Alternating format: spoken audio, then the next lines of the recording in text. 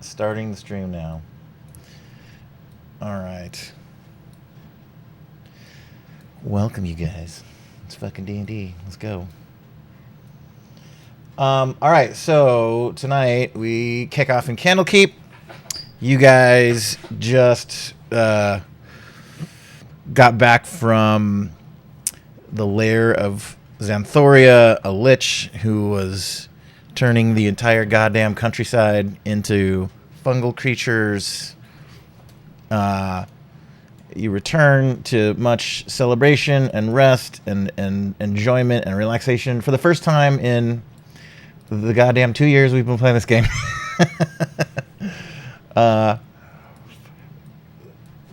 From here, tonight, it's the afternoon right now. You guys went to a little witch's house, and there was some stuff happened there, some revelations. And y'all head back into Candlekeep and prepare for the feast tonight.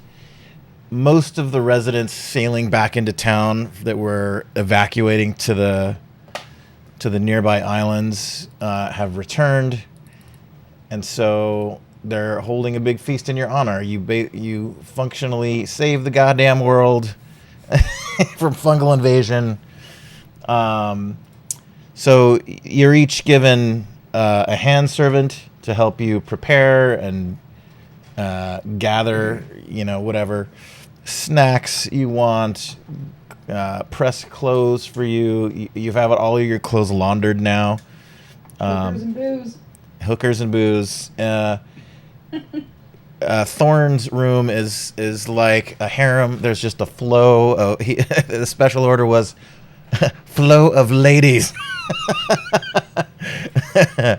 So that's going on. You're getting a little exhausted from all of the action.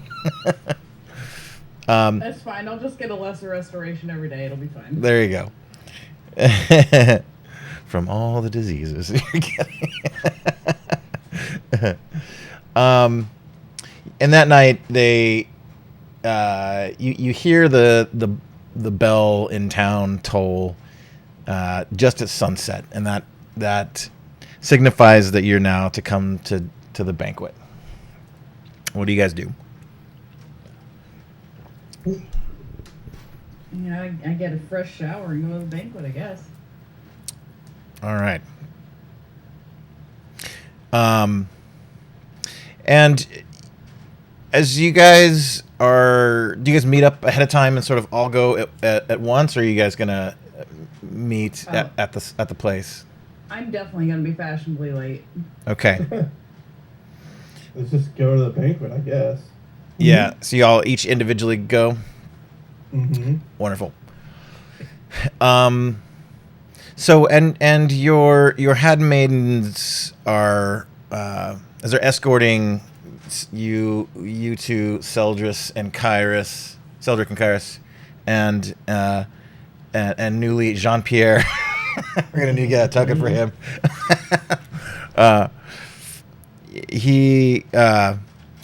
He's been very chatty with you, almost to the point of annoyance. Kyrus, he's asked for a room right next to yours, and they've set him up.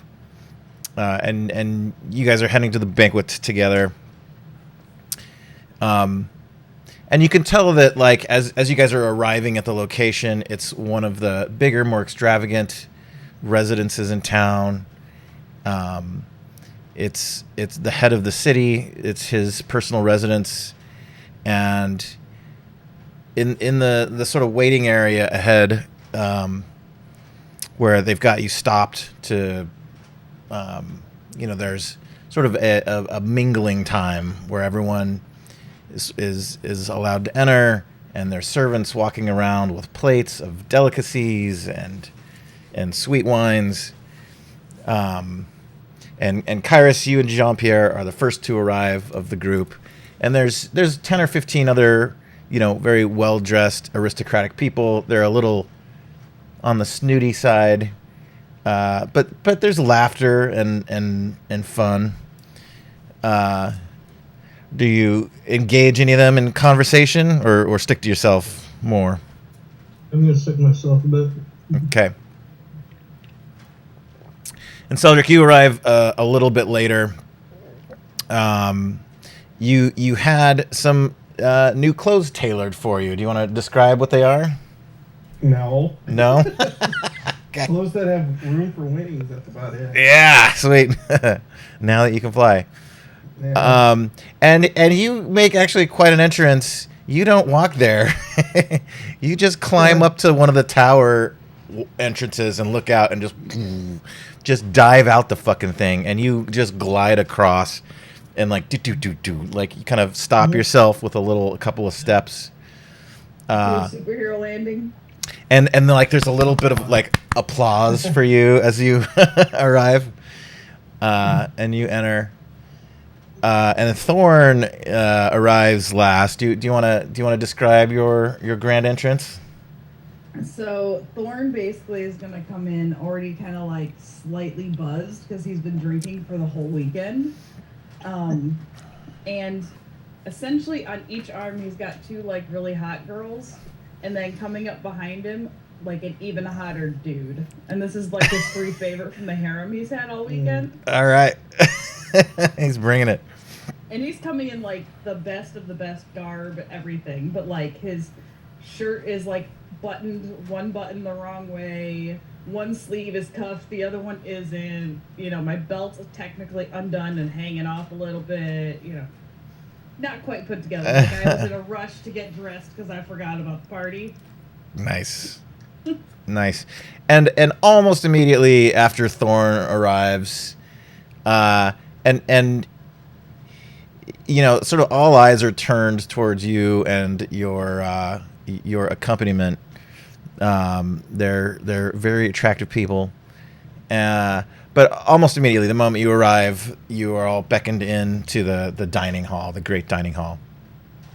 And you get in there, and from the lobby, there's like two doors that enter into this grand hall, and there's like what you could best describe as like almost thrones, just kind of like lining the side walls, and there's just one massive long table that probably sits like 50 or 60 people, and you guys are escorted down to the far end, near where the head of Candlekeep is going to sit. You guys are right at the end of the table. And everyone gets seated, and he stands up, and he clinks his glass, and he begins to make a little speech. Well, we fucking owe everything to these 1, 2, 3, 4, 5, 6, 7, and Globagool is there. Has like everyone's like kind of freaked out by him, and he just like waddles past. He's got his little boots on, his little booties, and he's like he's fucking fancy hat. He's got his fancy hat. If anybody gives him a judgy look, I shoot them eye daggers. Don't Yes. you dare just judge my friend. Hell yeah.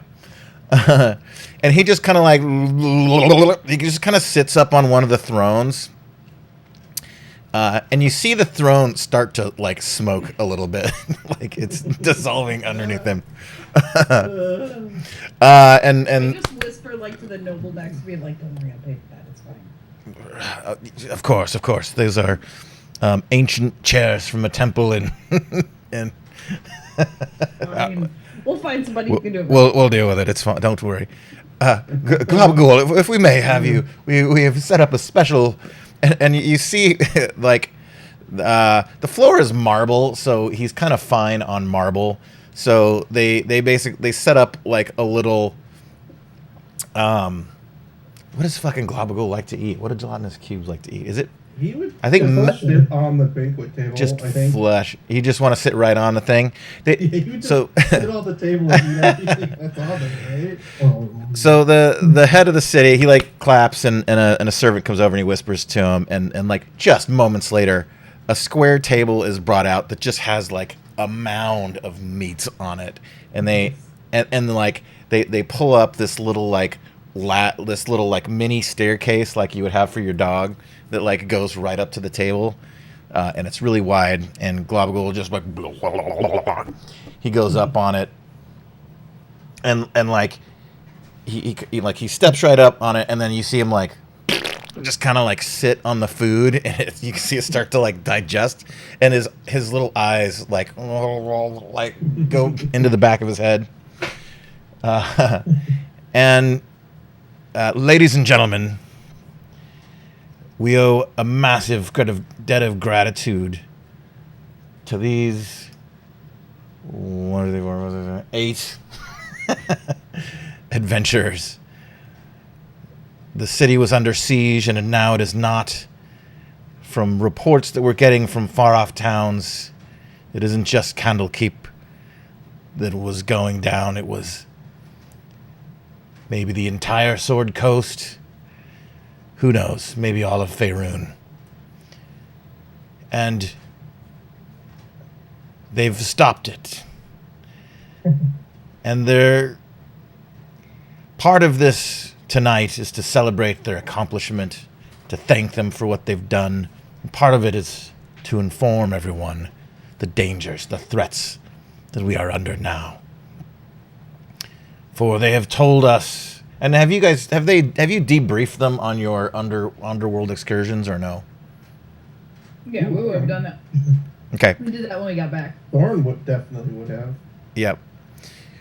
Not only is this fungal invasion sprouting from Xanthoria, but there is a deeper source. Thorn just thinks, God damn it, I don't want to go back to the Underdark. Right. Zugtamoy herself, the demon queen of fungus and slimes, I knew that's what we got to do. has made its way to this plane. Oh, And fantastic. and she's not the only one. We have reports of Demogorgon has arrived.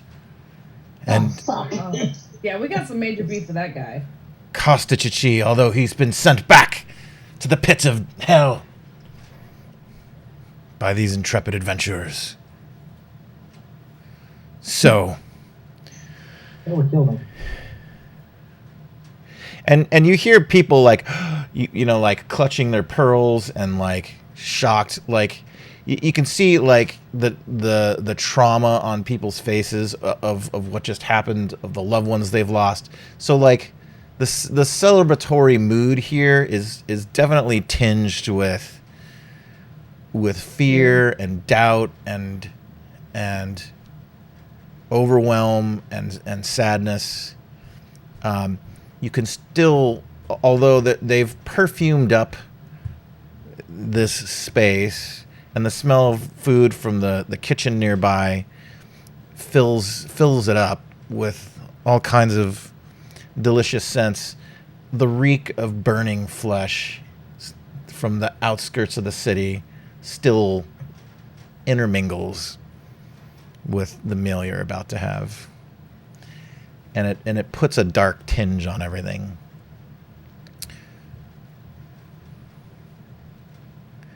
So thank you. Thank you all for what you've done. It seems that there's more to do. But for now, we're no longer under imminent threat. Enjoy. And As he says that, I yell as loud as I can, "Let's celebrate!" yeah! And the whole and I have told my harem 3 that are with me, like, when I yell that means, like, start belly dancing and, like, serving guests and stuff, so, like... Oh, yeah. I brought the entertainment. And they start, like, doing little spins and feeding people grapes and giving them little kisses while they're at it. They're hamming it up. I mean, they're working for tips tonight. Yeah. Yeah. and they're getting some. It's working, And they've got some minstrels that come in and begin playing some music.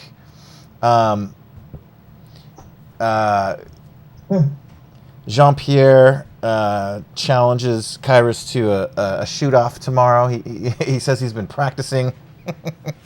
I'm getting better. I've learned from you so much.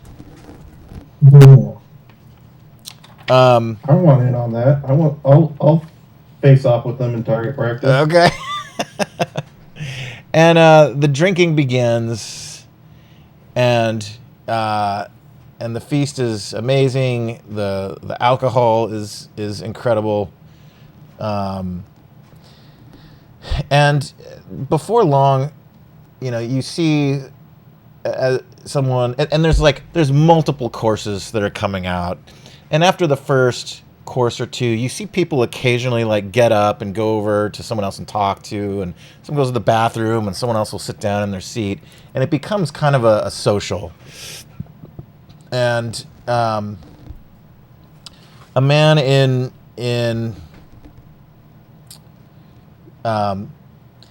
he looks like an off-duty paladin in a way. He's got a fairly regal but close, a tight beard and fairly slick hair, and you recognize he's wearing embroidery on his shirt that's of the Order of the Gauntlet.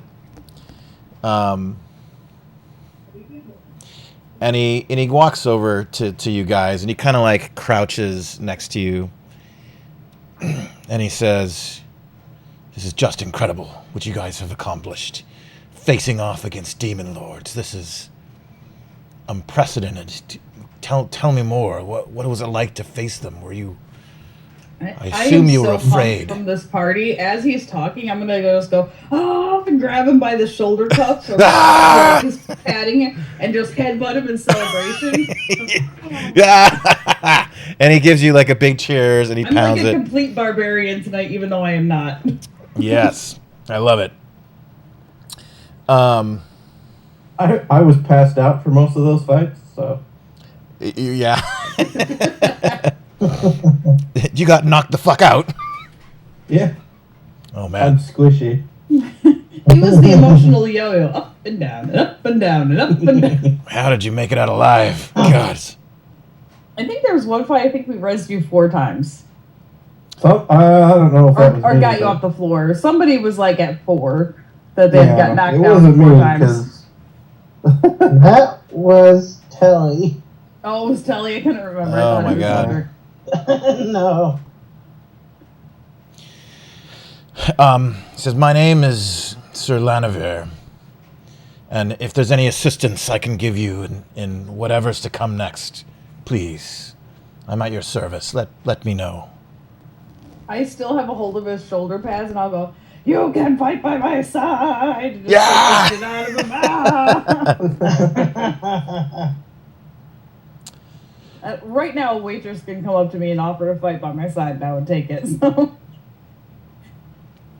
And he goes and sits down after a little bit, and there's sort of a flow over the evening of people doing this, coming over and asking you details about it.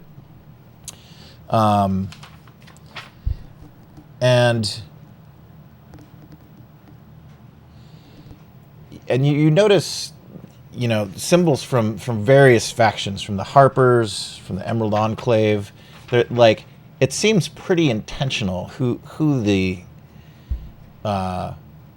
guests are with you here tonight. There's a member of the Zentarum. He's got a black winged serpent trying to eat a pearl. The Lord's Alliance.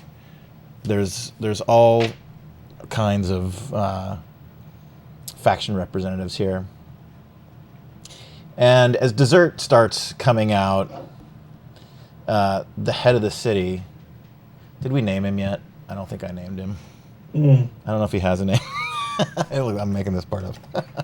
His name is... Gets random name generator up. Sir Sarenton, we'll call him, is his name. And he kind of like leans over to sort of bend your ear. Hey, Jordan, how's it going? And then Trudy suddenly comes over to the table like, "Hey guys, how are you enjoying the party?" We're like, "Oh, where have you been?" He's like, "I was the first one here." He's so damn sneaky. We're at the celebration dinner right now. Oh, that's awesome. Because I've got my meal right here. Oh, perfect. Perfect. Excellent. That looks delicious, by the way, whatever you made. Crock-pot chicken with various other things. Oh, yeah, that was good. My dinner is a milkshake. Because I'm an adult and I can do that. I would have been here sooner, but my kids said that their friend had to go home, and I had to drive home, so it took me a while to get there and get back. Oh, man, no problem.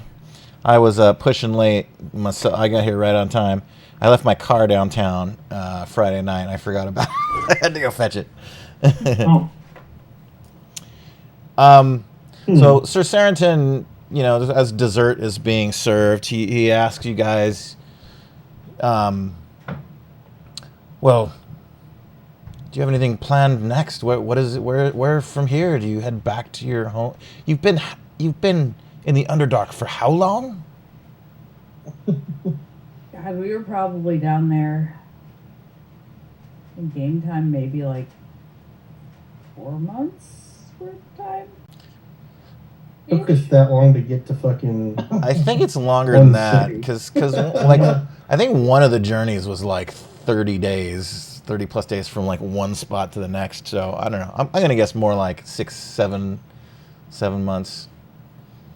Where? Well, then I'll tell him that. Yeah. Where from here? Do you head back to your homes? Do you? And Melianar grumpily chimes in, "Well, I've got no home to go back to." And Greg. And I will grab Mel by his shoulder pads and shake him and go, "We are your home now." Yeah, but there's this fucking sun here. It's a piece of shit. It's annoying. You can barely see. And Greg has got there's a seat next to Greg that is unoccupied. Yeah. Well, you are all invited and welcome to stay in my guest residence. I have a few apartments around the city that you are welcome to stay in as long as you want. If there's anything that you've earned, it's at least that. Is there any aspirations that you have from here? I want an award, Fireball Shooter of the Century.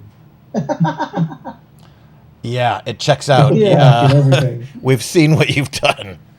Yeah. We've got a medal underway, actually. Nice. We'll be presenting it next week.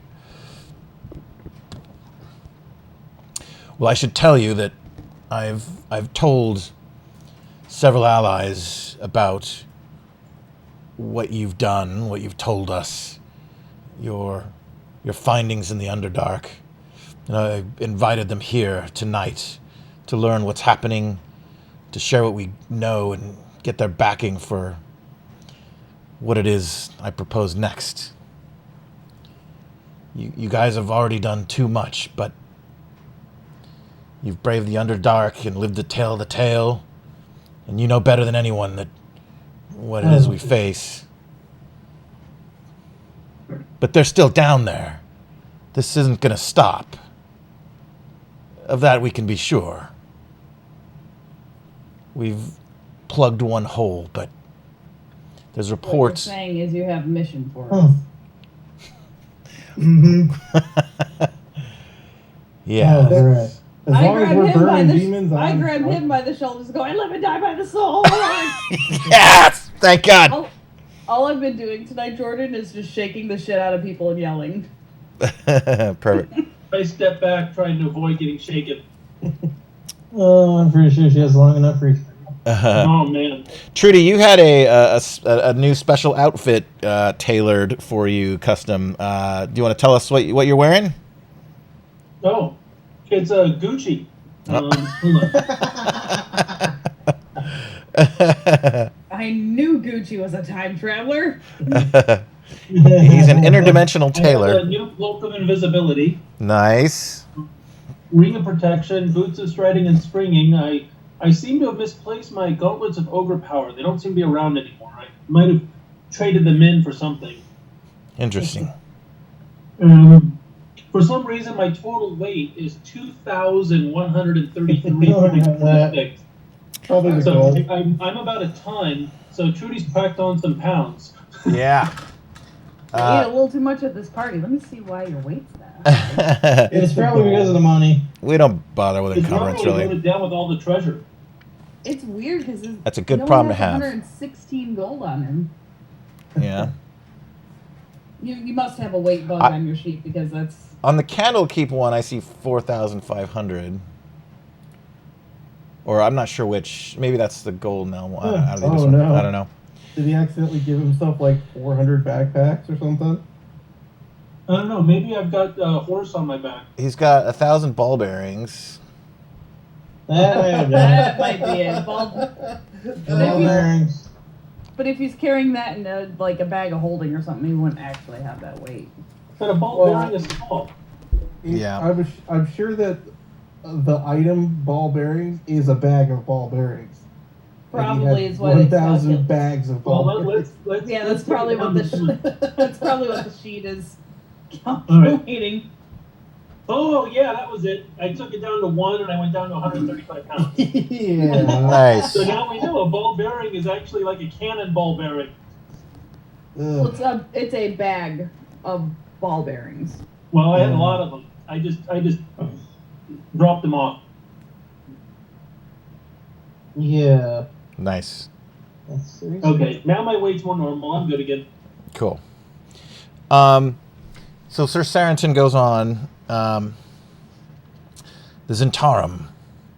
They have a stake in a secret Underdark trading post called Mantle Dareth.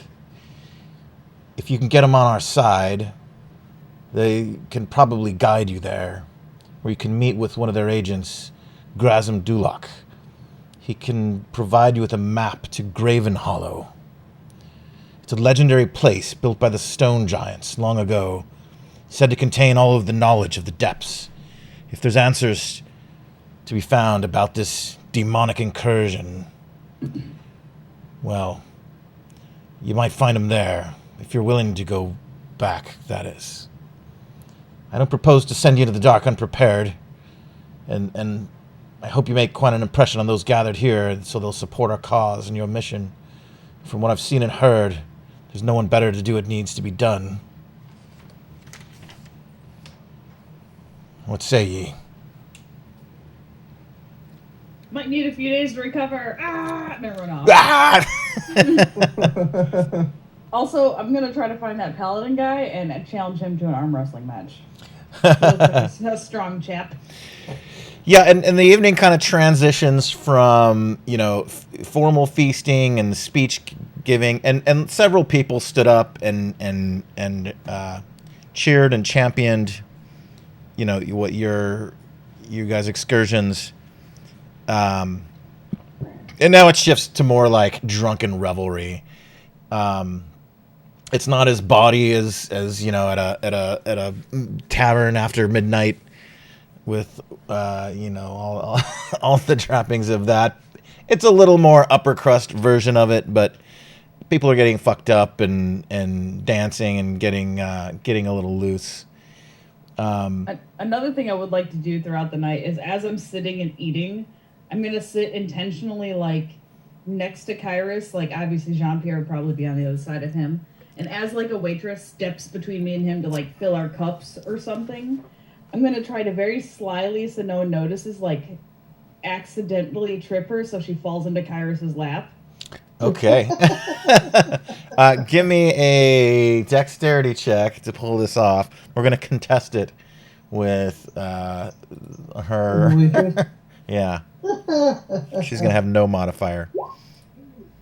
Oh, damn. I have a 26. Oh, Lord. Oh, man. Yeah. You do trip her, and she goes flying almost face first, and you grab her tray, as it whoa goes flying into the air. All the stuff kind of pops up. You grab the tray and whunk, and scoop all the shit up, and meanwhile kind of nudge her with your wing, and she like kind of slides down your wing right into Kyrus's arms. Oh, my goodness! Okay. And she gives you a little kiss on the forehead. Thank you for everything you've done. It's quite impressive. Brown chicken, brown cow. I haven't had that yet. And a little bit later, Seldrick, one of the attendees approaches you. It's a woman. Are you drinking anything? I guess the wine or whatever is at hand. Yeah. While they're doing party stuff, I'm gonna AFK for like 5 minutes. Okay. So, a woman comes up to you, long black hair, svelte, and she holds up her wine glass and says, "To you." Bing. Okay. My name is Davra Jasur. I'm a member of the Zentarum. And Sir Sarenton tells us that he's trying to convince you to go back into the Underdark. Are you sure that's something you want to do? I heard you've been in there for almost a year. I wouldn't want to step in that place for 10 minutes. I'm just, I'm committed to burning out the demons, so if that's where they're coming from, that's where I'm going to go. A noble cause. Perhaps the 8 of you could meet me later tonight in a more private place and we could discuss logistics. Is that a possibility?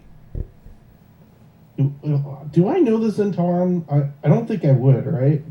What the hell are the Zentarum? Me personally, I don't know. Give me... Seldrick would know. Sure, give me a history check. Okay.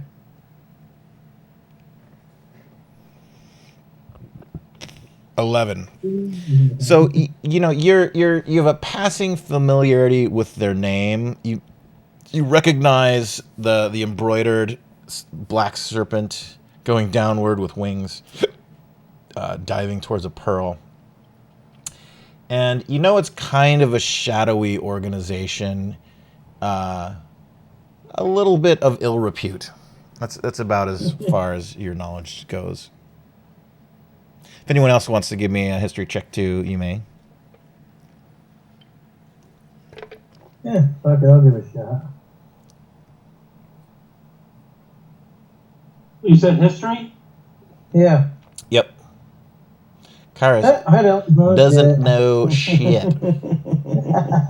Yeah, that's about all you guys can gather. Okay. And she flips you a little card, and it's got the serpent logo on it. And she flips it around to the other side. An address. Meet here at midnight. And she hands that to you, Seldrick. Cool. That doesn't sound shady at all. No. But I'm more used to the shady back alley dealings than talking out in public like this. So Yeah. And Trudy, another attendee approaches you. Little one, I understand you went down into the Underdark to find these fools. Is that right? Yeah, they needed help. I got there and did what I could. Incredible. And you made it out alive. It wasn't easy.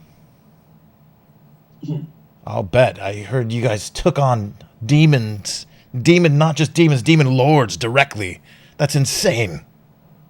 Well, I didn't do the heavy lifting. I was just there as kind of support.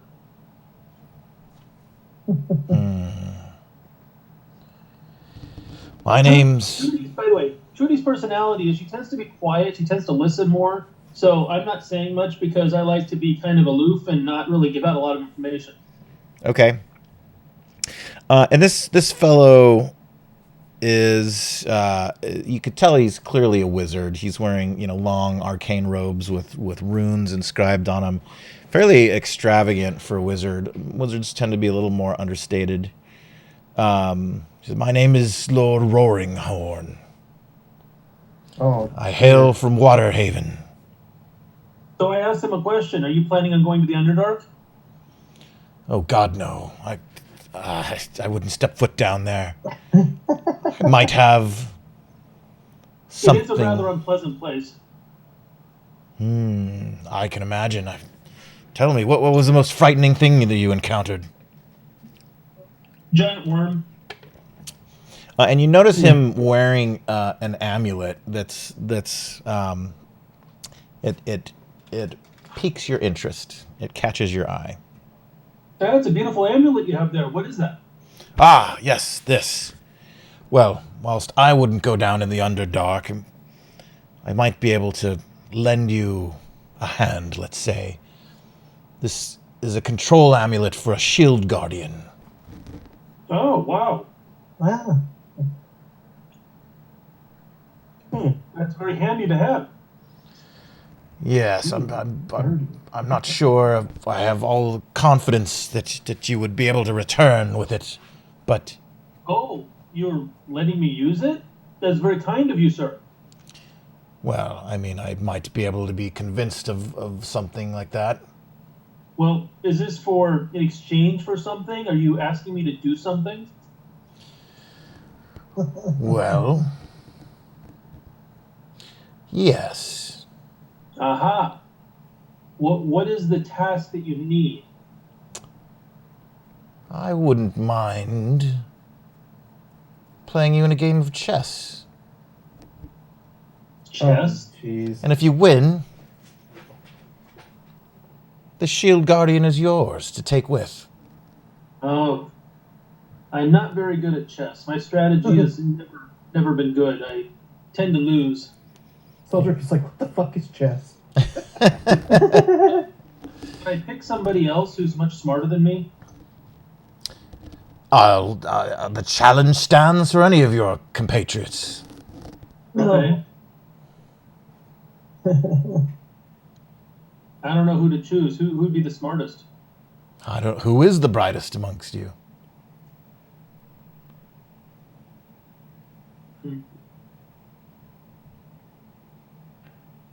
It's not Thorn. You guys don't have anybody with a high intelligence. You've got No, Curious and Seldrick are not too bright either. I'm not sure who's the smartest one amongst us. Seldrick and Trudy have the highest intelligence scores. Oh no. I Globagool have no idea what chess is either. Globagool like waddles over and goes, I'll do it. Oh no,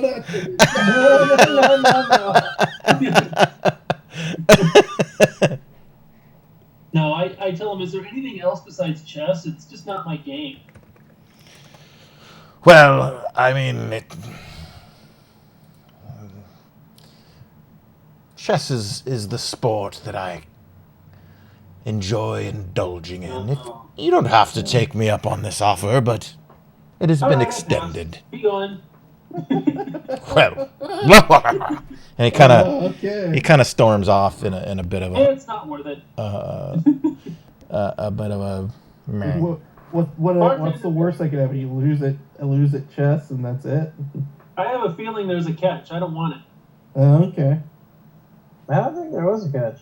I think you're just a suspicious rogue. Hey, when you're a rogue, you don't trust anybody. Especially wizards. And you overhear this all, Seldrick. Do you want to intervene? I'm not no fucking wizard. Okay.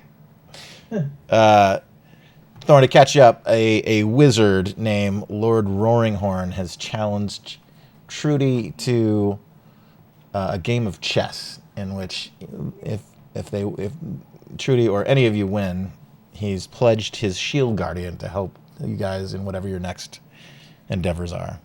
It's treasure. An amulet. And Trudy declined. Told him to fuck off.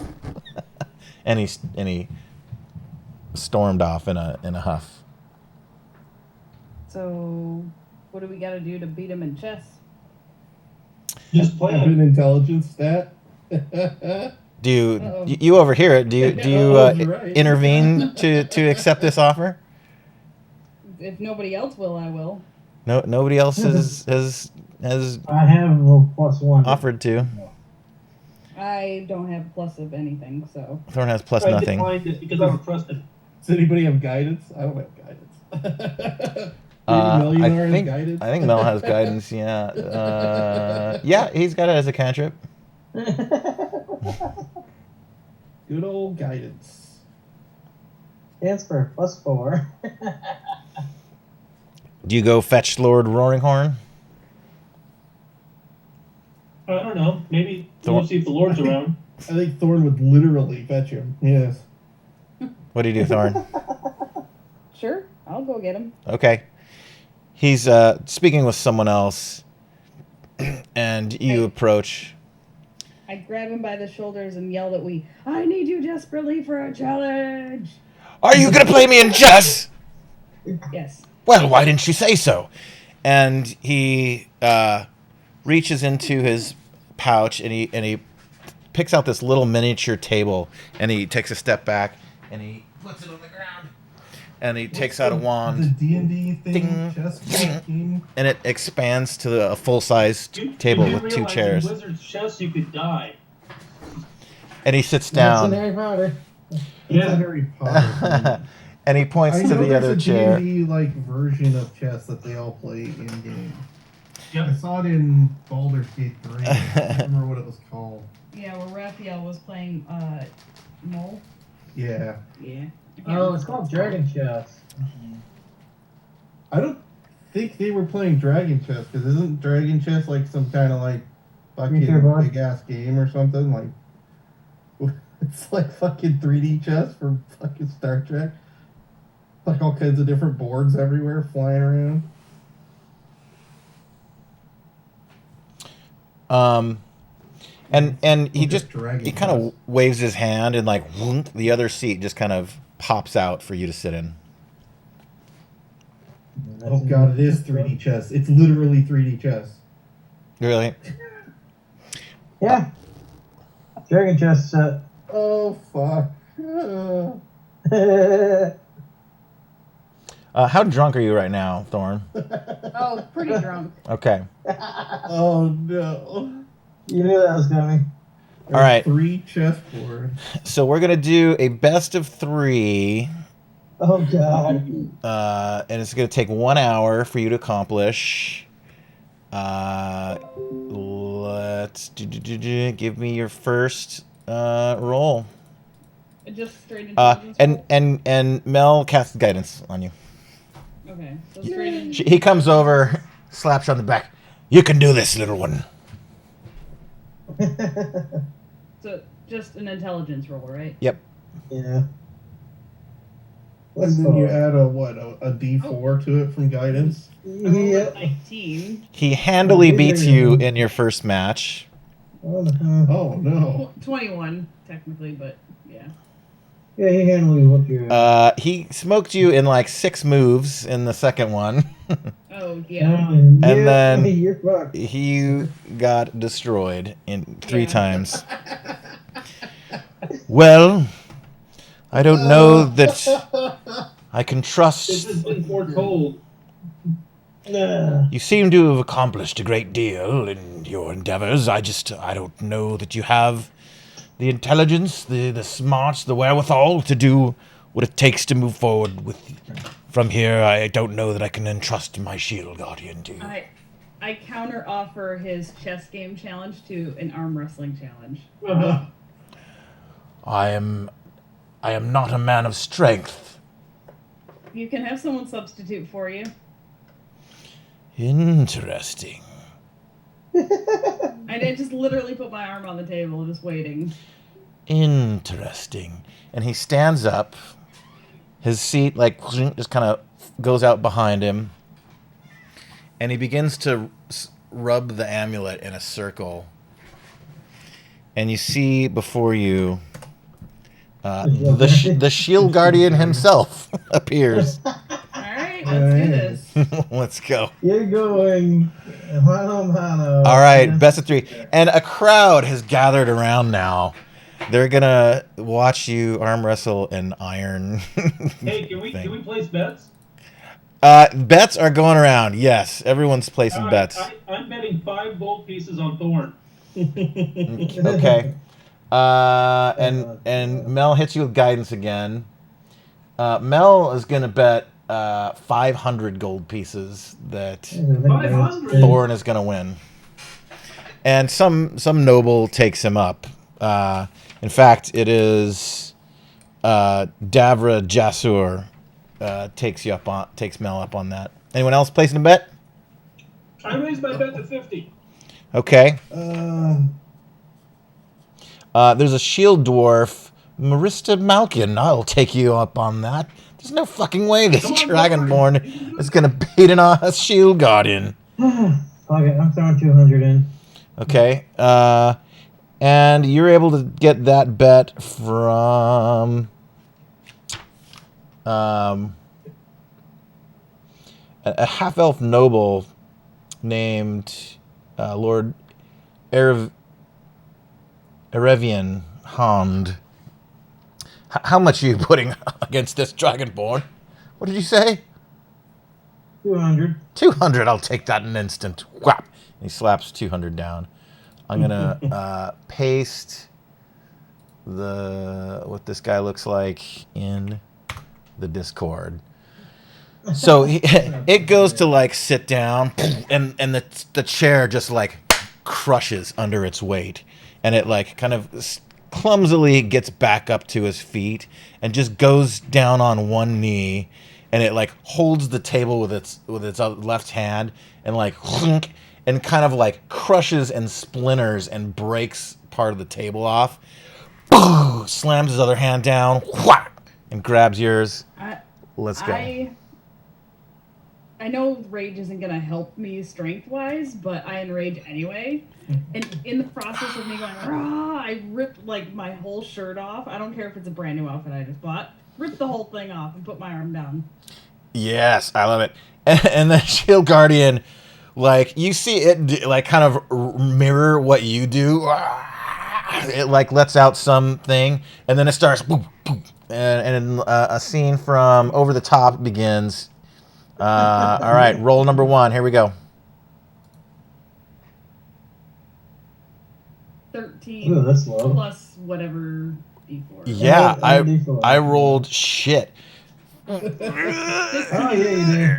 So you win the first one. And you slam the thing's hand into the table, and like it had mechanically locked up, and you basically like you hold the like feet of the table down so that it doesn't tip over, and you basically like just you've rotated him 90 degrees, and he kind of like falls on his side. And it kind of shakes its head. It gets back into position. My second roll is a 19. Okay, damn. The second one,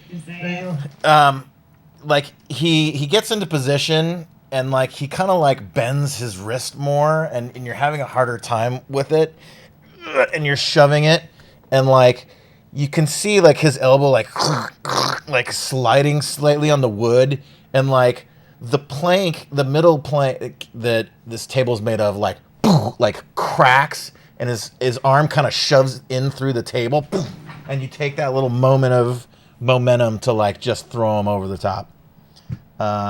Last one. And this time he lays flat on the ground. He just takes the table and like crushes it over his knee, and he does a maneuver. Like he just lays flat on the stone, the marble floor, and he gets into position. Oh, is that one the guidance? Yeah, 22. Okay, you guys are just locked. Like it's not moving more than like a centimeter left and right for 60 seconds, 90 seconds. 2 minutes goes by, and Mel comes over and he just kind of taps you on the back and whispers in the air, "You fucking got this." And you slam the fucking thing over, and like the whole place just goes berserk. They're clapping, they're shouting, they're hollering. They like can't believe that this has happened. And take one of the planks of wood from the table as I win, and everyone's like, "Rah!" And I just like bare hand rip it apart. rad. And the shield guardian like steps up, stands kind of straight, and goes into like a very like formal posture. And you see him like just bow his head to you. And the wizard walks over to you, Lord Zelleron. "My God, your strength is incredible. While you may not have the wit to do what needs to be done, I see how you were able to push through with might." And he takes his amulet off. Yes, and I made $50. 50 And he puts it over his head. Actually, you would make double because you took a bet, so you made 100. Yes. Yep. Nice. So Mel made 1,000. So Kyrus made 400. 400. You made 100. Yeah. Cool. I'm gonna get another cider. I'll be right back. I always do it on Thorn. Yes.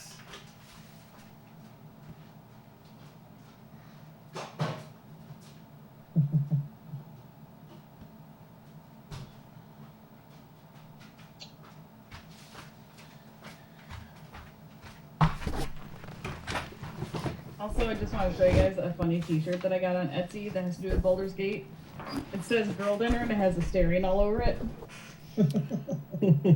What does that say? Girl dinner? Girl Dinner and it has a Asterion all over it. I love it. Really like Asterion, huh? I do love him as a story. His story is the best out of all the companions. I'm digging Astarion. He's my favorite character. My work husband, who happens to be a gay man, is absolutely in love with this character. And I showed up to his house today wearing this, and he damn near died of laughter. Nice. I got a new tattoo yesterday. Oh. Oh, you went to the tattoo festival thing? No, I didn't. We just got one. That's right. The tattoo festival was today, huh? It was our boyfriend girlfriend anniversary. My wife and I. Mm-hmm. I asked her to be my girlfriend 12 years ago yesterday, and the story is that weekend I had designed a necklace for her and I had it made custom, and then we got dinner in Santa Barbara at this place called Bouchon, a little French restaurant, and the Somali. I like Brophy Brothers there. Okay, I haven't eaten there. That's my favorite. And we remember the sommelier. He was pouring our wine, and he was great. And he got done, and he before he walked away, he said that phrase, "Savor the good life." So I don't know. We've always like remembered that and said it to each other when like we're enjoying a nice whatever. So there we go. We both got it tattooed. Awesome. Yeah. So the night goes on. There's revelry. There's celebration. A little bit of snuck debauchery in the dark corners of the space. And you guys see, people start to walk away. Is there anyone in particular you guys want to approach between the Zentarum, the Lord's Alliance, the Emerald Enclave, the Order of the Gauntlet, the Harpers? Those are all the factions that are present.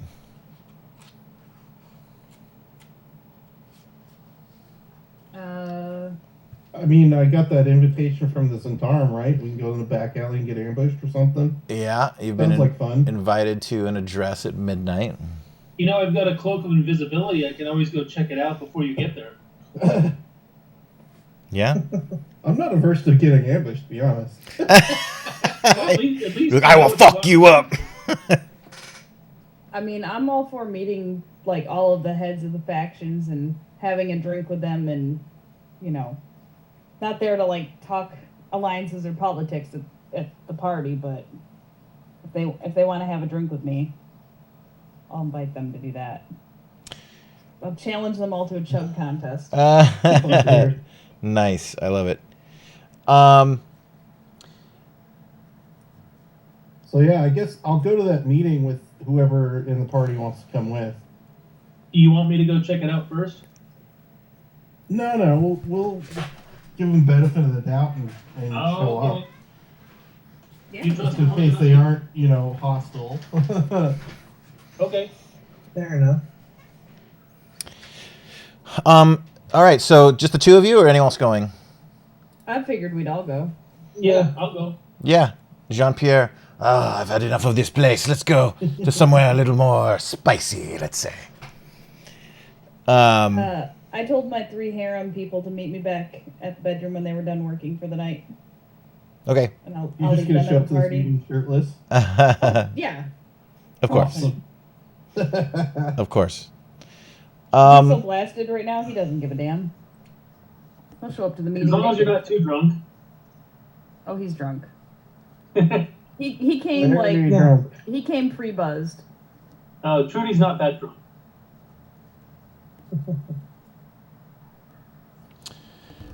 All right, so you guys sort of go across town. You kind of ask, the guards, like you show them the address, and they sort of direct you to get there. And it's across town. Apparently, she's not from here. She's staying in an inn. The Bookbinder Inn. She's staying I mean, at. if she's staying in an inn, maybe me showing up naked isn't a bad idea. Do you take all your clothes off? Indeed. If that's the way you want it, we'll go find something else to do.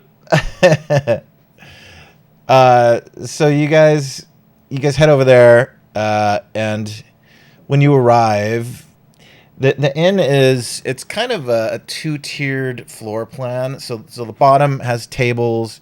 There's sort of a cozy fireplace on the right.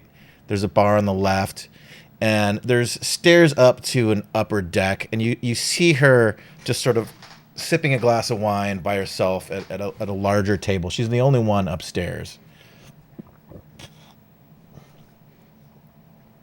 Cool. More NPC dialogue. Yeah. What do you guys do? I mean, Cedric was the one that got invited, so I'll let Yeah. him take the lead. Quick Yeah, save. we'll click follow the- Seldrick. Quick save, then click the NPC. Are you a safe scummer?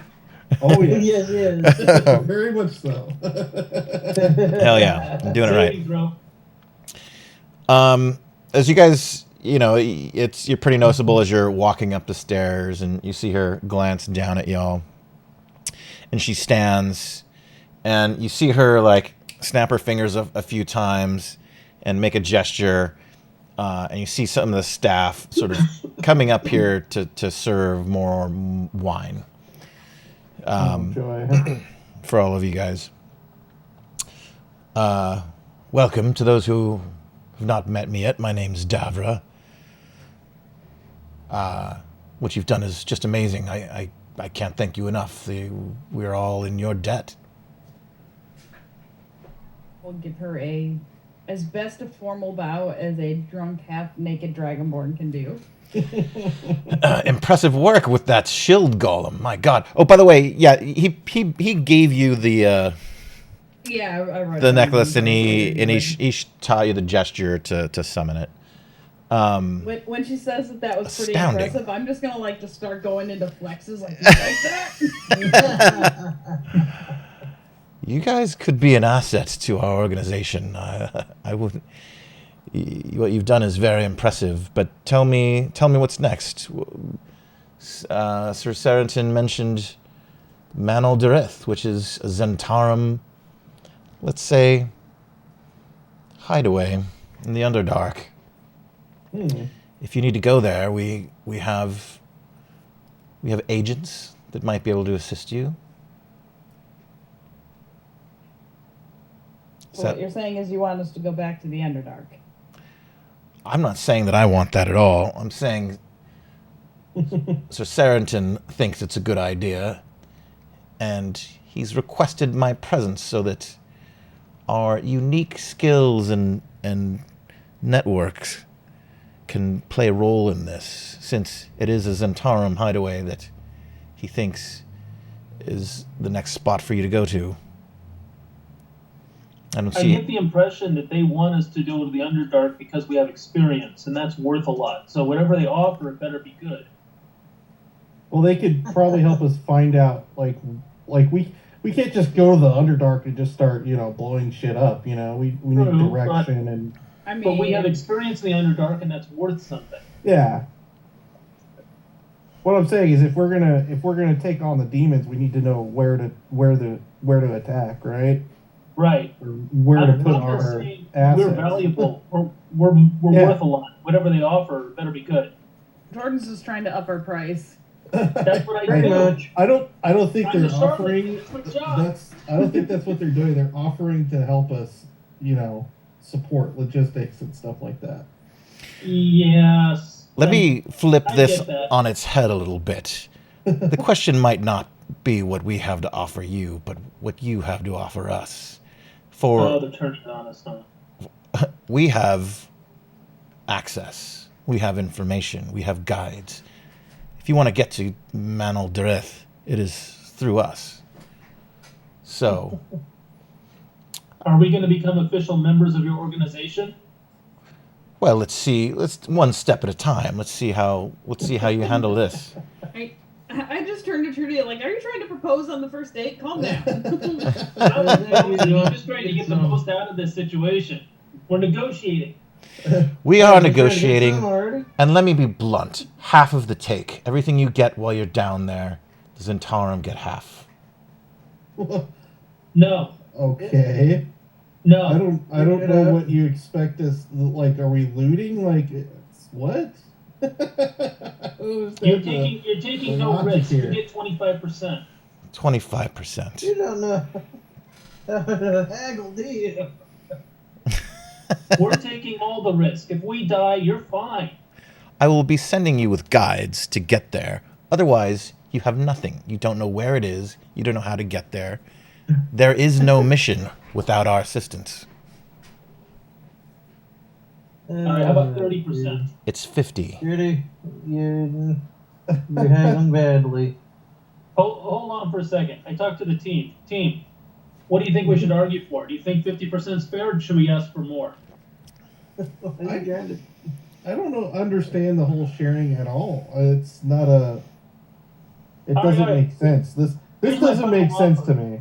We can accept the Look. 50%, but only as it applies to gold and treasure. Any magic items we keep.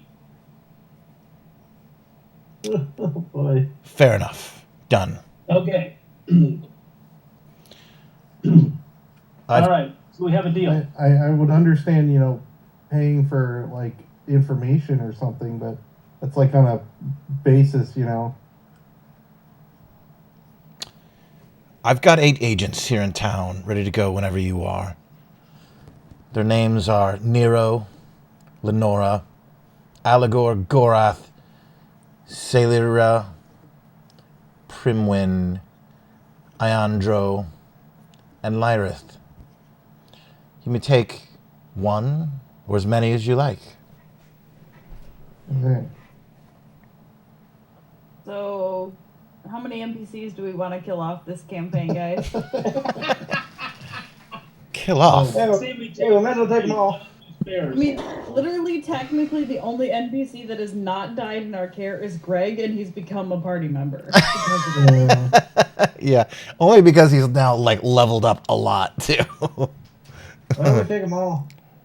Also, his sanity has been a little bit of a casualty too. Yeah. I'll ask him, which ones of those members actually want to go on this trip? Oh, They will all be enthusiastic, let's just say. For- All of them, huh? Part of their payment will come from the cut. When do we meet them so we can interview them? Right now. They're all here. Oh. And she points down into the tavern, and they all kind of like look up and wave at you. Thorn literally has passed out on the table at this point. He's Yeah. he's so bored from negotiations. Uh, He's snoring with a hand on a mug and just face on the table snoring. Ah, the poor lizard man. All right. I'm leaning towards 3, 1 and 2 spares. I don't know. I mean, Oh boy. I don't know what's ahead of us. I don't know. Well, how many do you want? If they're offered, we take them, right? You know, All right. we have to pay them anyway, so might as well put them to use.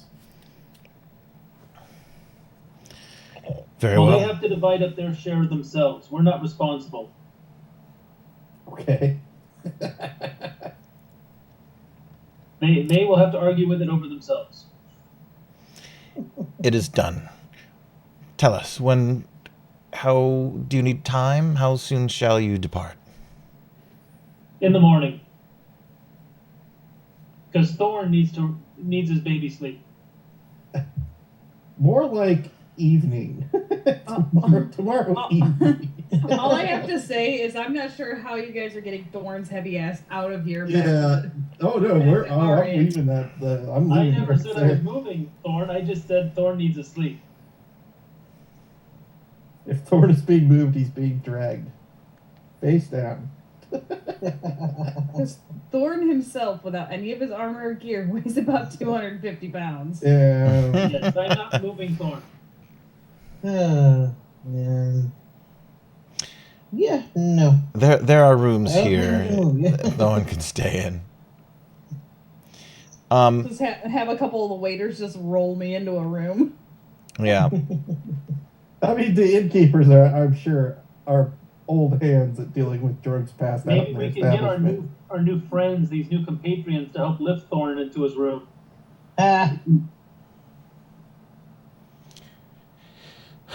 It is done. Yes. And she claps and she sort of points. If that is all, do you have any questions for me before I go? When do you expect to see us again? I don't expect to see you again. All right. But it is my wish that you deal with whatever this demon incursion is. My optimism is not wide, but it sounds like you're the best hope we have, so I wish you luck. All right. And she reaches into a pouch and she starts putting her fingers together like that, and then she kind of into the air like flicks some dust, and before your eyes, shunk, she's just gone. Cool. She's no longer there. Ninja finish. Yeah. And some of the others, you see one of them go talk to the innkeeper. Another one, like 3 of the burlier of the New Zentarum come up and like one of them, they kind of like lift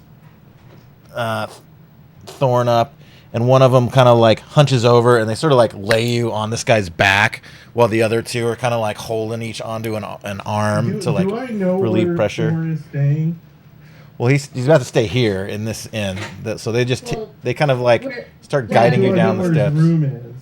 Yeah, the room that I have in the city, yeah, you probably would, because it was pretty obviously which Alright. one had hookers. And I'm boots just coming gonna in and out pretty polymorph Thorn into a chicken and carry the cost up To his room, Yes. and then turn him back into himself when he's No. in his bed. No, just leave him like that. Just don't leave me as a chicken in my... Do you want to save versus spell, No. Thorn? I'm No. unconscious. Okay. That's out. She's passed out. Okay, it is a great That's success. To carry. How long does polymorph last? I don't know. Let's see. Polymorph. Duration up to 1 hour. So you'll eventually just kind of pop back into existence in your room. Nice. It's going to be quite startling for my 3 harem I'm just folk. gonna knock on the door. One of them's gonna answer. And I'm just gonna put like a passed out chicken in their arms. Whatever they do with it is whatever happens. Oh, I guess if I walk away far enough, I just stop concentrating on it, right? Yeah, I suppose that's... Mm-hmm. Like standing there confused. Why did this guy just give us a chicken and then turn to the phone? The chicken is for for breakfast. Unless you want to name it and make it a pet. Well, I wouldn't be chicken long enough to make it to breakfast, but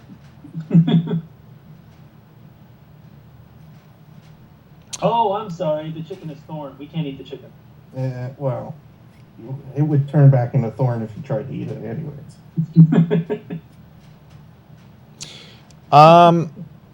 So I yeah. bet you thorn would probably taste like chicken.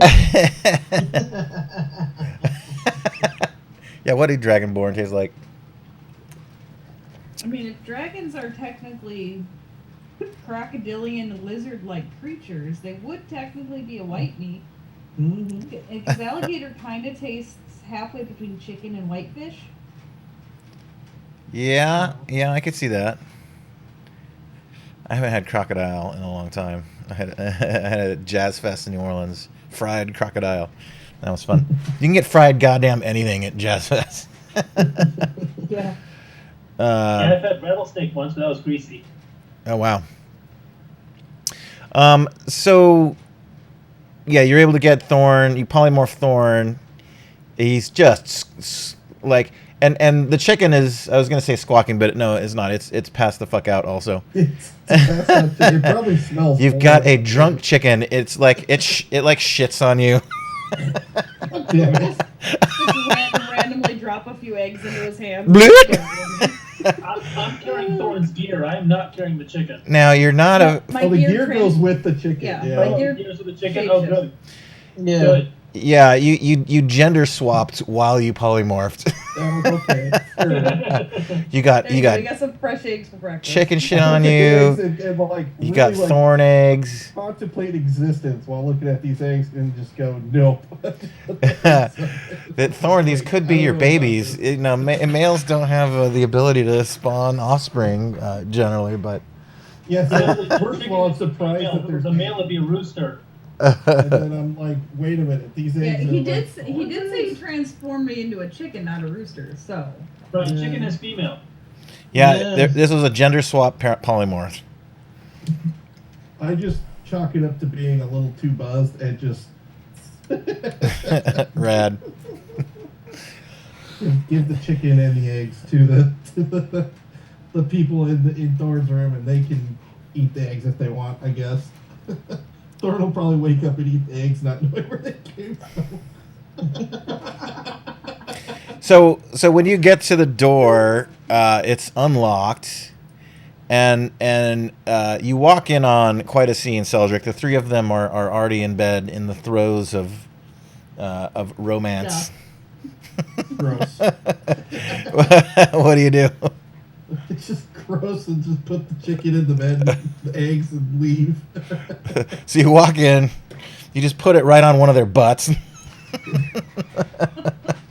You walk right Remember, out. it's gonna like I'm gonna stop concentrating after I close the door, so Thorn's just gonna pop open. And, So they're just gonna suddenly, in the middle of their orgy, have a 250-pound dragonborn on top of them. you drop right on Well, Woken up by the orgy. as you're walking out, Celdric, one of them goes, "A chicken, ooh, kinky," and they start getting into it, and then fucking Thorn appears, ah! And then it just gets crazier from there. You come to your senses to writhing bodies. This is an R-rated episode, I guess. Oh my god. I guess. And the next morning, you all awake with pretty decent hangovers and a knock at everyone's door. It's one of the Zentarum NPCs has come to greet each of you. I'm probably still like naked on my bed with my 3 hookers, Uh-huh. and all I'm gonna say is like the like hangover version of it coming. Yeah. I'd be very surprised if Thorn even remembers. God, I apologize. You clearly are occupied. I'll be waiting downstairs whenever you're prepared. We're ready to set off. We've got a boat ready for you to depart. I like, you know how you drunkenly like will roll over and like pull the sheets over you. Instead of doing that, I just grab one of the other people and just pull them over me like a blanket. Oh, I don't want to get up. Awesome. Sorry. And the rest of you meet your guests. Mm-hmm. I guess, yeah. So Thorn, Sure. the one that came to your door was named Nero Kelvane. Kyrus, one that approached you was Lenora Hasker. Seldrick, the one that approached you is named Allegor Moonwhisper. Trudy, you were approached by Gorath Torn. I figured it'd be Gorath. It was Gorath. Melgot Salira. Dalnor. Greg was approached by someone named Primwin Hulk.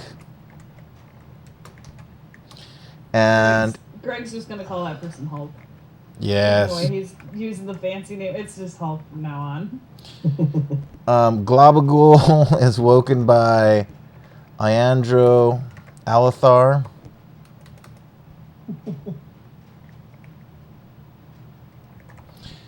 And that I feel like we're being herded. We're definitely being steered. And Well, that's no bolt there, huh? I had to get one in. Oof. and Levi has decided to stay here in Candlekeep. Okay. He may meet up with you guys later. Mm-hmm. And with that, we're When he moves. gonna take a quick break. All right. Refresh your drinks. Okay. I'll give you 5. I'll be right back.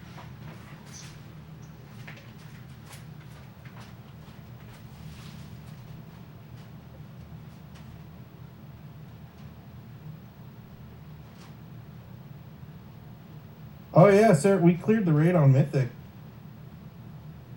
Totally.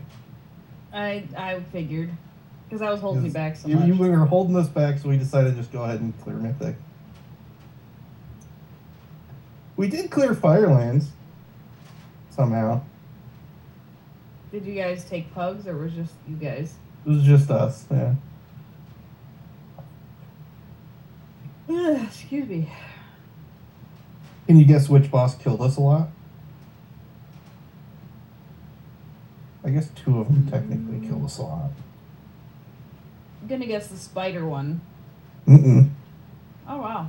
We one-shot the spider. I'm visualizing the bosses in my head. It's been forever since I've been there. My next guess would have been the rock guy that you have to break his armor and then try to get him to not step in the lava by making him spin in a circle. Yeah, we had one wipe on him until we figured out which abilities actually steered him. Because the problem with him is, like, everybody and their fucking grandma has cleave now. It's like you can't just attack one fucking leg with anybody's abilities, so we had to, like, we eventually found that the Shadow Priest has the beam that can target a leg. So we only had one wipe on that.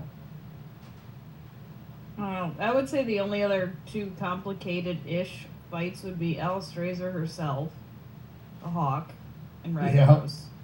Yeah. Ragnaros killed us a lot. Yeah, because Ragnaros, you like have to keep the elementals away from his hammer. Yeah, that was the issue. Yeah. That would have been a pain in the ass. And I think, don't you have to catch meteors before they hit the ground too? No. I don't know what fight I'm thinking about in there that's in then. Yeah, we also had a lot of problems with Top Gun. Just because nobody knew how to, like, do the Top Gun thing.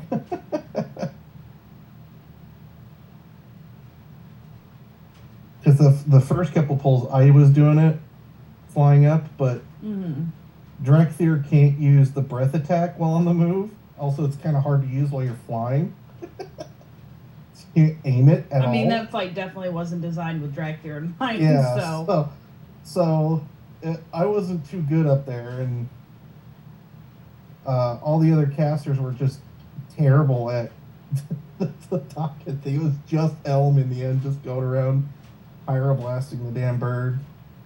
We eventually got that down, but it was painful because yeah, they don't put that in fights anymore, like where you have like a alternate, like it was called Top Gun at the time because you literally had to fly around and fly through rings and shit. And Yeah, I would just say that our raid group doesn't have that kind of skill set when it comes to video games.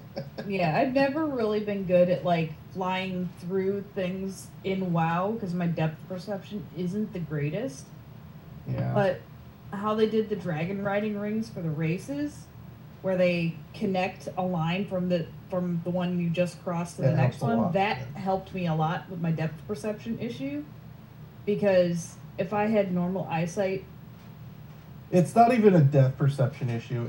There's just no. well, no, how I to would put it, say context to I would know be- where the rings are. I would be much better at it if I had better depth perception. Because basically, if I'm looking at you with this eye, if you were in person, I could make out the difference between your glasses, your beard, hairline, that kind of stuff. But if I'm looking at you through this eye, you are literally just a grayish peach blob that's a little darker under here. I can kind of see that your shoulder is a little lighter. So I have much different eyesight in each eye, so much so that depth perception is an issue, and I have 2 different prescriptions in my glasses. So depth perception for a game that's trying to illustrate a 3D world that you're interacting with on a flat screen is difficult for me. Like, my depth perception with these on in real life is perfectly fine. I can drive, everything's great. But when it's trying to illustrate a 3D world on a flat screen, my brain doesn't compute that as well. Well, there's also issues because WoW uses the ground a lot to show you where things are, and it doesn't work out that fun because you're not on the ground and have no reference to know where because you'll end up like flying past it, and you only know you fly past it when the ring goes like behind your character, and you can see that it renders behind your character, and you're like, oh, I went past it. Yeah. And there's no way to know otherwise. With the dragon riding races, they've done a lot better for illustrating where those rings are. Because, like I said, that dotted line between the one you just went through to the one you have to go through next, that was a lifesaver. Otherwise, I wouldn't be able to do the dragon riding race. Yeah, they also did a good job of putting the rings near objects, like on the ground or static objects, where you can actually tell where the ring is based on references from like around next the to a mountain environment. or a statue or a bridge or a tree. Or Yeah. Now you're referring to That's probably no. a World of Warcraft thing. Warcraft. Okay. This weekend I bought a gaming laptop. Nice. For the first time, and promptly gave it to my kid. What brand was it? It was an MSI. I got it from Sam's Club. It was on clearance for $600. Oh. Regularly $1,500. And it wasn't that old. It was only 9 months old. That's ancient in laptop gaming. Yeah, but for my kid, it's fine. Yeah. It was an i7 and it replaced an i3 that they were using. That's an upgrade. It's a big upgrade for them. I have a gaming laptop that I've only used a few times, and since I'm not going to be doing overnight pet sitting anymore, I really don't have a use for it, so I've been trying to sell that. It's a Razer 15, so it's worth like $2,300, but...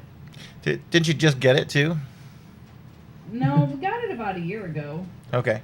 But I got it because sell it fast. It's not going to get any more valuable. It's only going to get less valuable.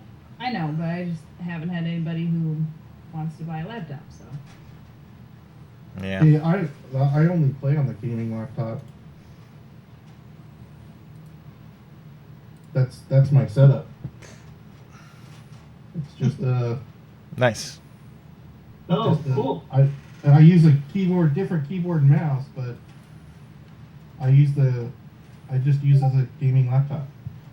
Cool. Well, the way I see it, they're ancient in 5 seconds anyway, so I figured might as well save some money. Yeah. Not necessarily. It's like if you buy one and it's already out of date or it's low power, it's not going to age well. Well, this one was not bad. It had a 3060 the NVIDIA and i7 with 16 gigs of RAM. Oh, see, that's actually pretty good. Yeah. It wasn't bad for $600. Yeah. The Razer that I have, I think, has 32 gigs of RAM. It's a nice laptop, and I've only used it like twice, so it's still technically like brand new condition. Okay. So And the cool thing is the trying to get rid of that. The old issue with gaming laptops back in the day was they would heat up way too much. Yeah. Oh, but this But laptop now has with like multiple how core the copper- processing and stuff and onboard graphics, they don't heat up that much at all. Yeah, that was my big beef with my laptop before the one I had here, because DJ was helping me shop different ones, because like right where you would rest your hand on WASD, it gets so freaking hot that I literally at some point would have to have one of those external fan things that lifts your computer up a little bit. And I learned the trick of having a couple bags of frozen vegetables that I'd switch out every once in a while that would go under that fan, so the air that it was sucking up was super cold. Whoa. Yeah, you don't need to do Or just that plug so a much these separate days. keyboard into it. Yeah, I didn't think about that back in the day, but Yeah. that was like my old get up. Yeah, and they were like super all kinds of fan power and loud and stuff. Mm-hmm. And now they're like thin and they don't overheat and they're quiet. Well, I was told by my IT guy that they're underclocking them now. So instead of running them at the Yeah, they highest do underclock running them at them the a lower lot of megahertz, times. so they don't You get have as to- hot. That depends on the brain too. Yeah, and Yeah. honestly, I would play on a laptop if there was a choice between performance and cooling, I would turn my graphics down to like mid-grade just to get better cooling. It also lasts a lot longer if you don't overclock it as well. Yeah. Because to me, these days, the only advantage to buying a tower is the fact that you can change out the graphics card quite easily every once in a while when you need to. Mm-hmm. But these days, a laptop is about the same price as the graphics card. So, All depends on the graphic card. well, yeah. But the games are not keeping up with the technology. And usually when a game comes out, it runs like shit on everything. Mm-hmm. Typically, until they like patch it and fix it, and then it starts working on everything. Yeah, I don't know if you'll sounds be able to right. But see the the graphics picture, card but doesn't technically help so much a lot of That's- times. technically my setup. I know you can't really see the screens, Oh, yeah. but Nice. Yeah, 3 screens. Dope. Wow. It's like a secret lair. so I got like this desk that goes all the way to like way over there to way over here. 76-inch wide. Nice. Yeah, I think DJ still has this whole beat with his massive setup. I have everybody beat. Well, like 7 monitors over there. Well, that's like your Yeah. studio, right? Where you Yeah, do all that's your his shit. whole studio. Yeah. I In run it. Houston, we have a problem. Backup headquarters. When you run a visual effects company, you get all the monitors. Exactly. And it's all tax deductible, which is great. Yep. I wouldn't be able to with my neck problem with all the like looking this way and up and what that you do. Oh god, that would hurt my neck so much. Well, like anything that's like is my active focal thing I'm working on is on my front center monitor. All the rest of it is just to like glance and see. Yeah. All right. Reminds me about that video that guy just released. The guy who made Fallout. Uh-huh. He released a video on why game development sucks these days. Really? Was that Yeah. Warren that one- Spector or no, the guy? I saw it on Asmongold's channel. Huh.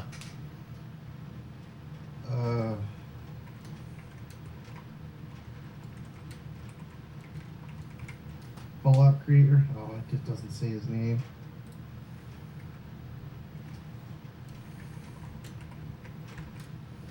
Timothy Kane. He was talking about how people pad everything because they don't want to fuck it up or something. Yeah. Like you if you had he said he was like, if you had a whiteboard up and you made someone responsible for fixing a glitch or something, they would quit instead of fixing the glitch. Wow. I'm like, what? That person is not an engineer. An engineer, you tell them it can't be done, they'll get it done. Well, he's, basically the moral of the video is nobody wants to, like, risk anything in development, Yeah. They don't want to lose a fuck ton of money, or they're too scared of losing a lot of money. Mm. And so they just don't, he asked for a simple feature, and they're like, I'll get it done in 3 weeks. And he's like, fuck that, I'll do it before lunch. Yeah. And then they argue with him, and then they're like, no, don't do that. We'll lower it to 2 weeks. And he's like, what the fuck? No, I haven't done it before lunch. Well, he even got flack for saying that. So There's rock stars that can pull off inhuman shit. well, he was talking about like a simple AI that just targets something that dealt damage to it. And it's like, okay, yeah. Yeah. It's a fairly simple code string to set up, and he's like, why does that take 3 weeks? It's like, oh, I don't know why that takes 3 weeks. All right, back to the game. Okay. Everybody switch over to the Golden Elm map again. Okay. Let's see if... I'm going to look at my experience real quick. Fuck it, I'm going to put it in the Discord. 157732. Yeah, we should put everyone's to that. Mine is at that. I'm both. Yeah. Okay. Glabagul's still level 1. Scroll of the Comet and 10 scrolls of Revivify I'm supposed to move over as well. Cool.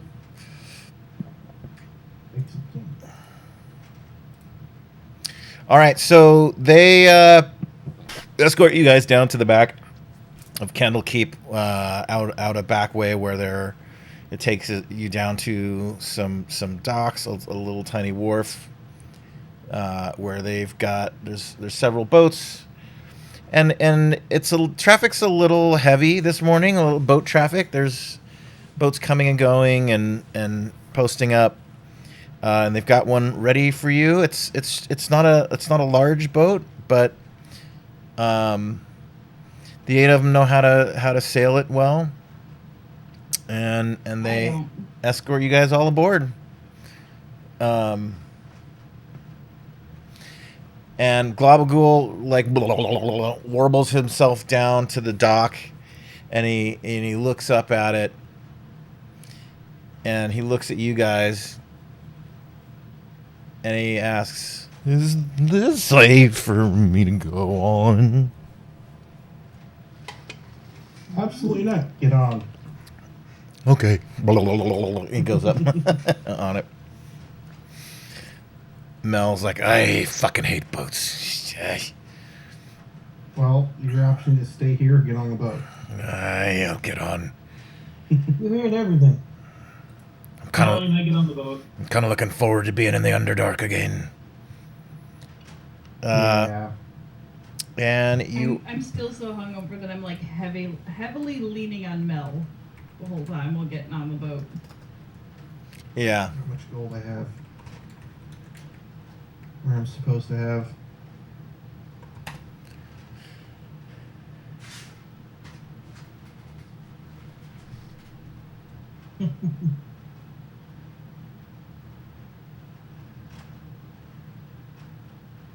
$4,300. Okay.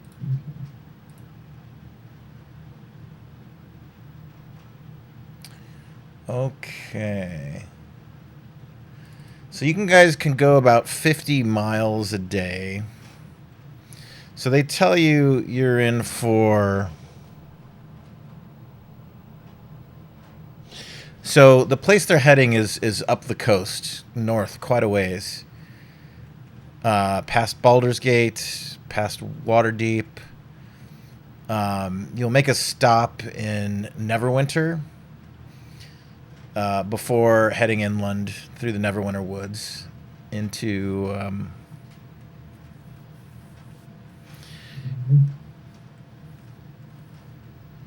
the place that they're going to take you to. So that is, let's see here. I'm going to do some rough calculations right here. Give me a moment.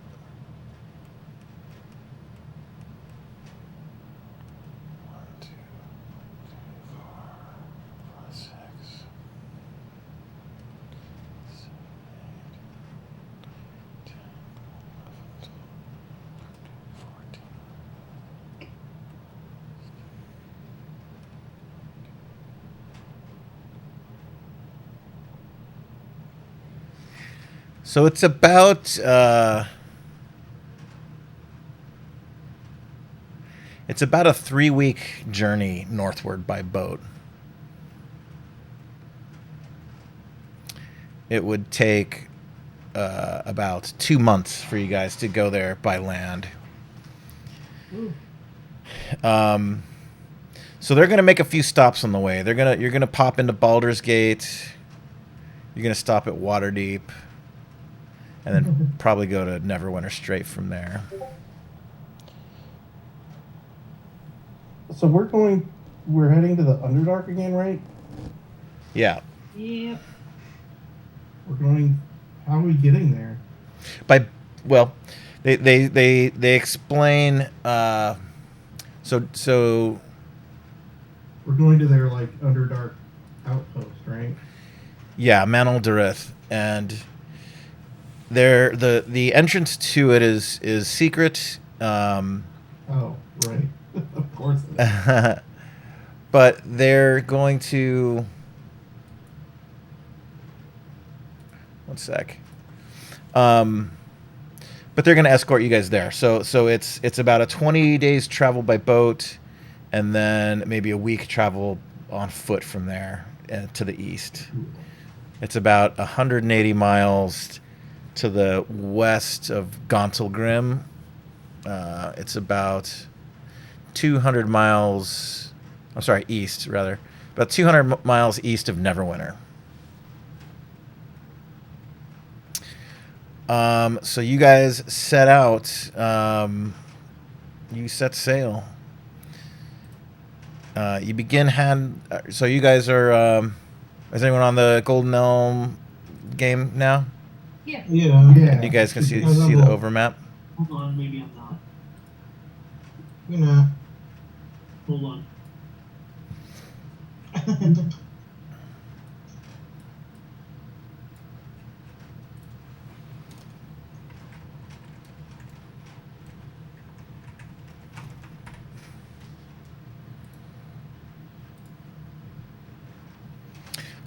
We're gonna do wandering encounter rolls. Do you guys want to keep going with that tradition, or skip it? It's up to you, I guess. Yeah, let's do it. I'm either way. Yeah. So basically, on a D20, a 19 or 20 is going to be an encounter. We're going to do 2 a day. These are going to be... This is sea travel. So we'll start with Thorn. Day 1, give us the first 2 rolls. Please roll a Kraken. Why you want a Kraken? That one. That 1, Lucky. nice. And a 16. All right, your first day of travel is mild. It's peaceful. The weather is nice, and you guys make it about 50 miles north. You kind of are on the outskirts of this sort of bay of Candlekeep, and you guys sort of anchor and stay on an island just to the west of the Sword Coast. Did I finish my beer already? Jesus Lord. Hold on, let me get another one. That's quick. I think Hey, he how come have a mini fridge at his desk. You know, disappearing beer is a problem, right? Sarah, why is my character sheet in this one different from the other one? I don't have the cloak of invisibility and stuff. Yeah, you have to Because they have manually to transfer re-add 'em. everything. Let me see what's on your other sheet and I'll fix it for you.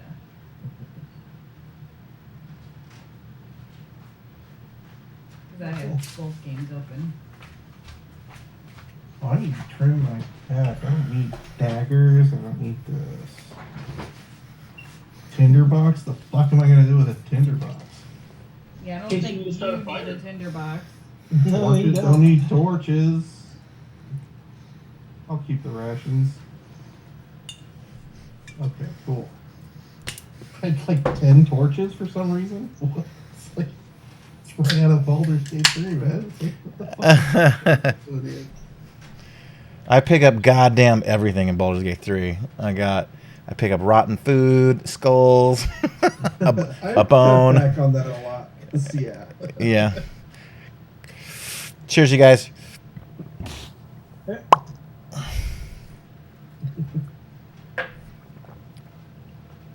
You know, disappearing beer is a alcohol problem. Really? You're supposed to know how much you drink. Yeah. Oh, I think I left my beer upstairs. All right, day 2. You guys keep heading up the coast. Each of you guys is going to do 3 days worth of rolls. So, Thorn, give me day 2.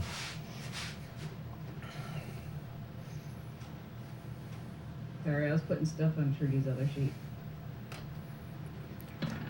I'm not seeing what I'm rolling because I'm doing. We got one. A 19. 14 and a 19. Okay. All right, you guys. Sailing is fine and clear, and your spirits are high. You know, there's people on the coast occasionally that wave at you guys. The weather's nice. The sun is nice and warm. It's springtime. As you guys had emerged from the Underdark. The winds are good. It's nice and sunny. You all are getting nice and tanned. And you pull over finally as it starts to get dark. And you lay anchor and you guys kind of row to the shore. And set up camp near the beach. And there is... the Cloakwood is nearby. There's woods and forest just off of the shore here. What's the watch you guys want to do? I don't mind taking the first one. Okay. And we'll make this for sort of like your watch order for the whole trip. Who's going second? How many watches do we need? You guys usually do 3 watches. Oh, okay. We'll make the NPCs do it. Oh yeah. So That's a Latris. smart move. Alright, your sheet should be matching. Probably better at it than I am, anyways. So. Latris and Ayano are going to be second shift. Third shift is Promwin and Celera. And Thorn Globagool is going to stay up with you and keep watch. Okay. That dude doesn't sleep, so. As well as Nero. Jordan, both your sheets should match now. Oh, awesome. Thank you so much. Mm-hmm. Oh, my charisma is supposed to be higher, too. I forgot about that. Yeah. Give me a moment to set up a battle map. Nice. I don't have a good, like, forest one. Let me see if I can buy one on the marketplace real quick. I hope it's like just a handful of goblins. Just blow up right away. Fuck yeah, dude. While you're taking a moment to do that, I'm gonna go use back and stuff.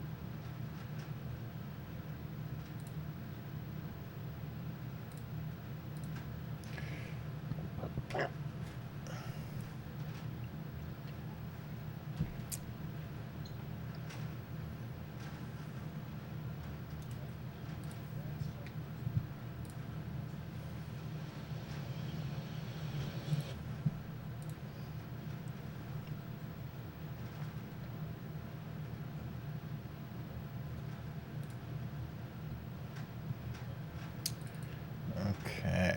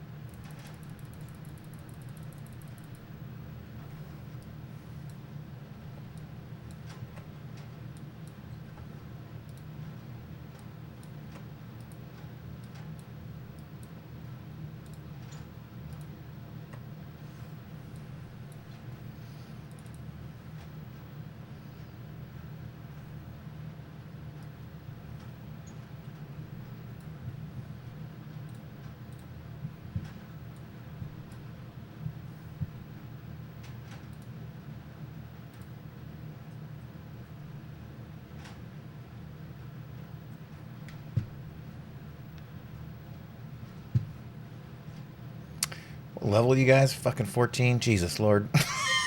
Yeah.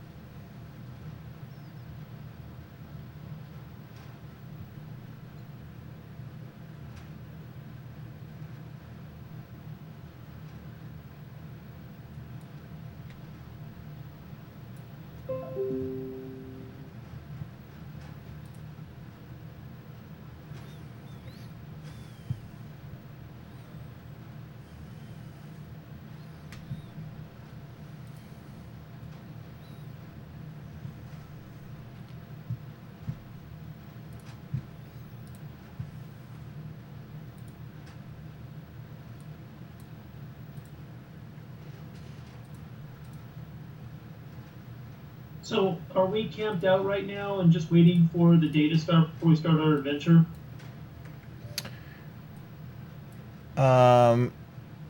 You're camped out, and you're going to be woken up in the middle of the night. Oh.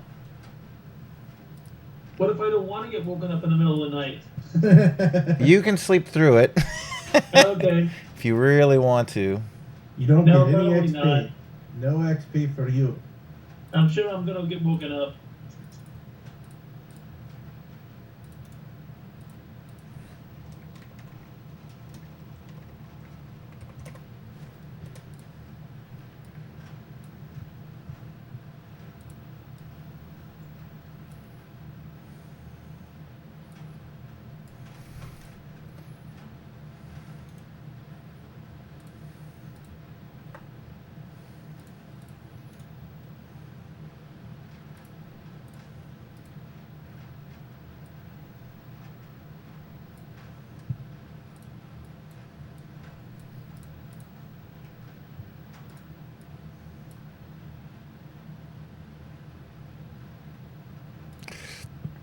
Okay.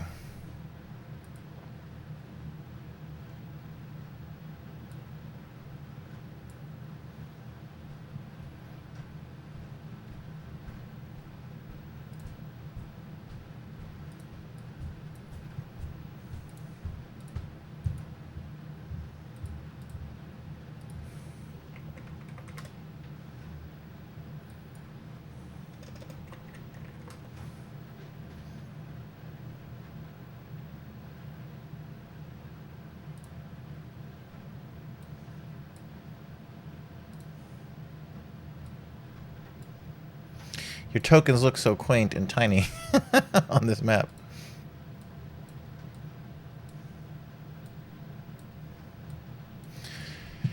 Alright, now let me populate with some monsters. Give you a minute.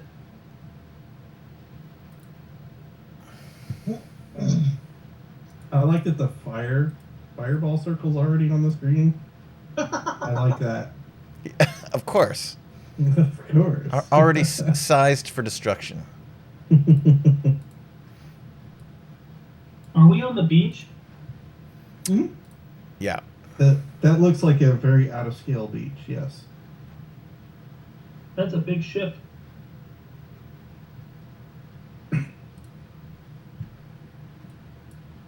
Unless we somehow shrank. And if your token doesn't have the right health, make sure to pull out a new token.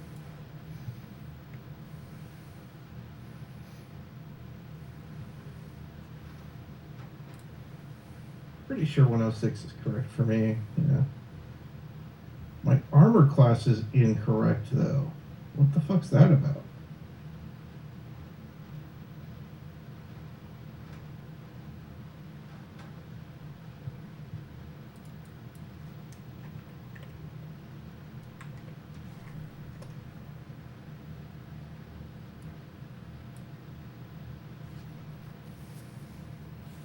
Why is my armor class low? What the hell?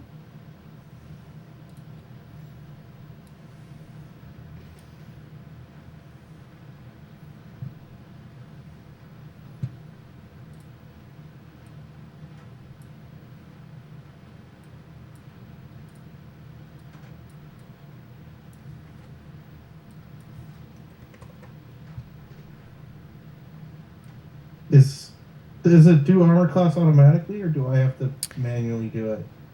It will if you like check the things in your inventory, but I usually kind of do it you know. You can just modify it though. What? Why did it go down? I'm confused. I know what it's supposed to be. I think it's supposed to be 14 because in the Candlekeep, Yeah. armor class is 14. It's supposed to be 14. Yes. Because it's 13 plus my base is 13, and then you get a dexterity modifier. Okay.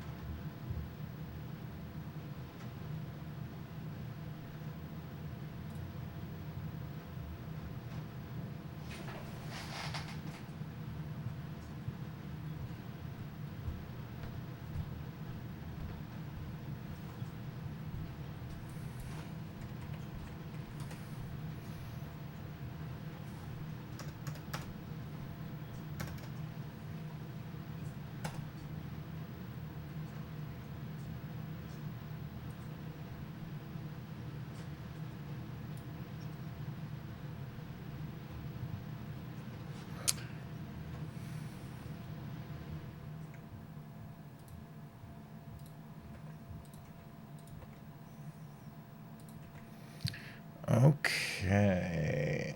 We are set for monsters. Now let's get your friendlies out.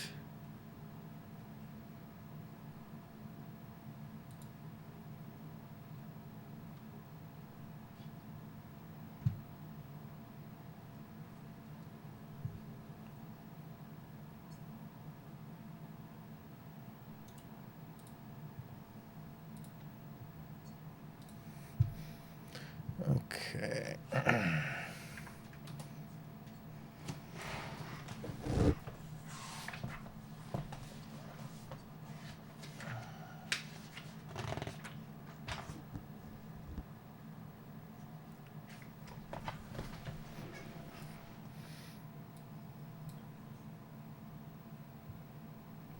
Is there audio coming through? I'm hearing like. I think Tony has something. What? I thought it was mine. Well, It wasn't me. my Couldn't brother's be me. watching something in the other room. Not sure if you hear that.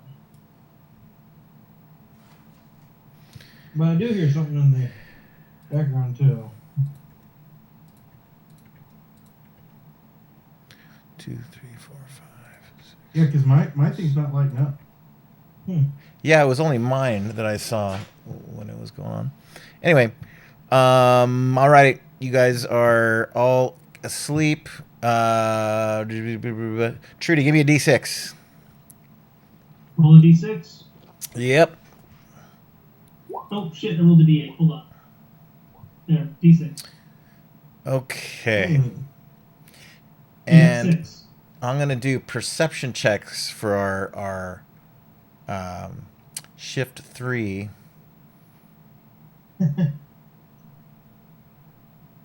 We put the NPCs at the highest perception at, right? Of course we did. Doesn't fucking matter.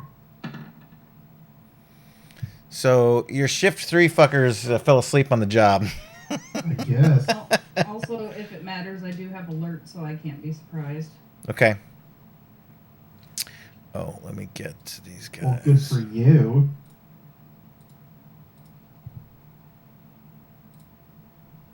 Having alert comes in handy in Baldur's Gate 3 too. Oh yeah. Good to know. They're gonna have their another campfire for themselves over here. And let me name them.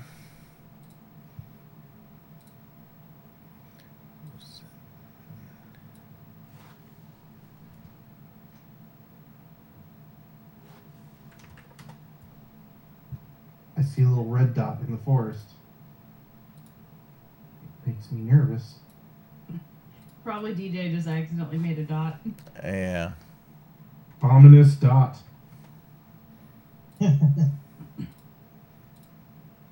That's the Demogorgon coming for us.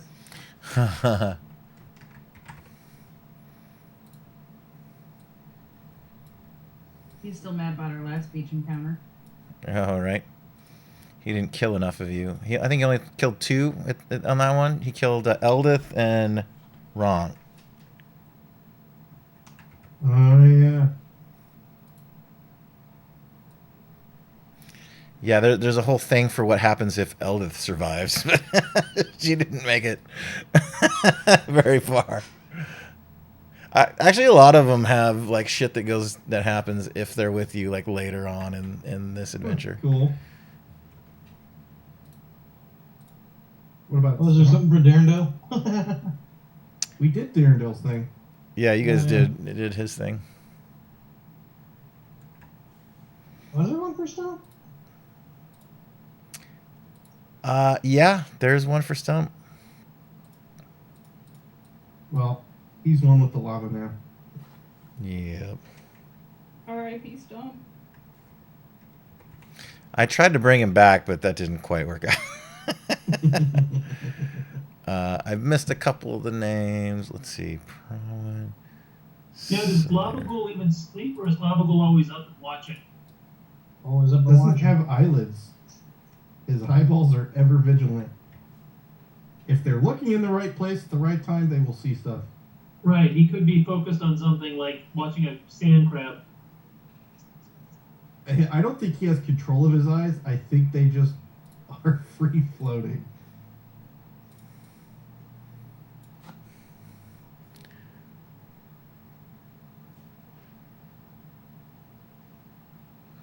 All right, I missed one of their names, but that's all right. Okay, so everyone is sleeping when When the dragons attacked.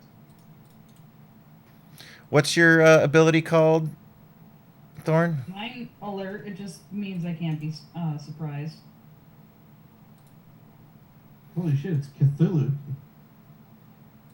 And his buddies coming out of the ocean to kill us. Oh, god damn it. Oh no.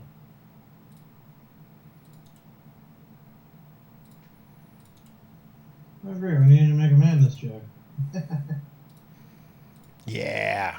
I think they're just sea monsters, right? Oh god, that looks like a kraken. Release the Kraken! Ask and you shall receive, Tony.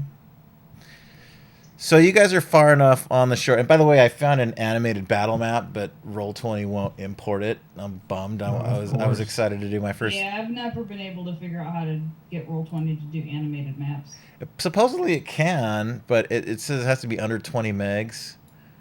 Yeah, I couldn't figure it out. So looking at that later. That is not a lot. No.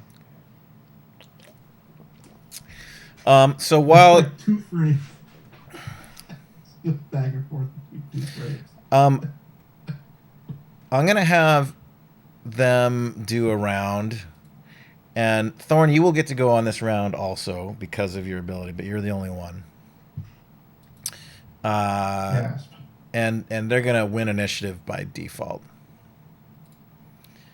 So, but let's go ahead and roll for initiative. Where's the Once damn? Once the turn tracker's up. Yeah, where is the fucking turn? There we go. Okay, hold on. Let me clear it first. All right, go ahead and select your tokens. Roll for initiative.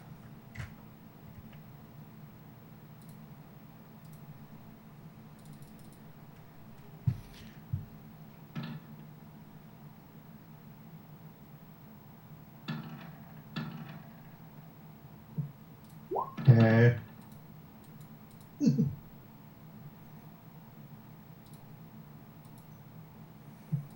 I think I Rolled rolled a a 3. 1. You did roll 1. Still go before me.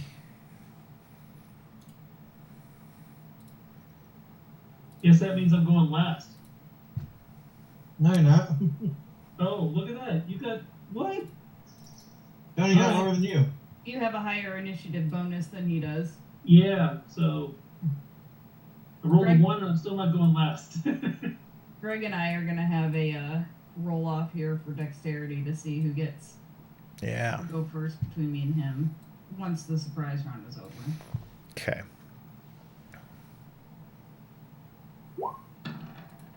I rolled a nat 20. I doubt Greg's going to beat me. Hey, he rolled a 22. Nice. Thorn barely gets to go before Greg. You rolled a 19, so yeah.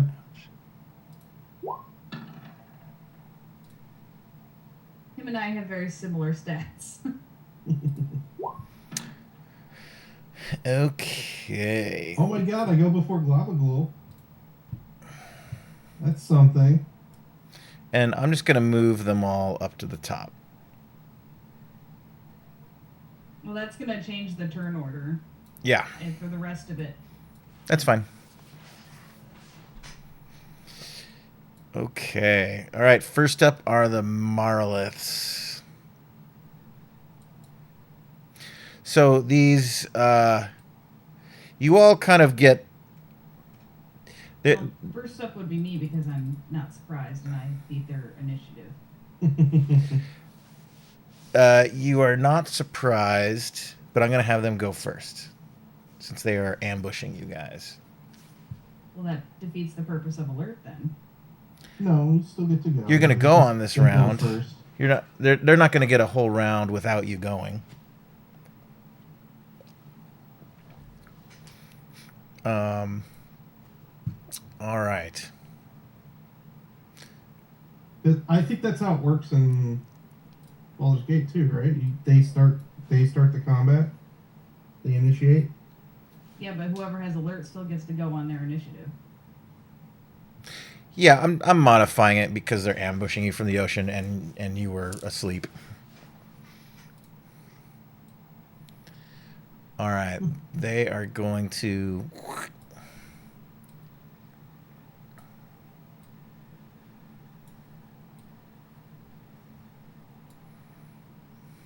I don't think the thugs are long for this world.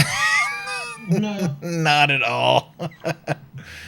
All right, the very top I Marrow knew they were going to die anyways.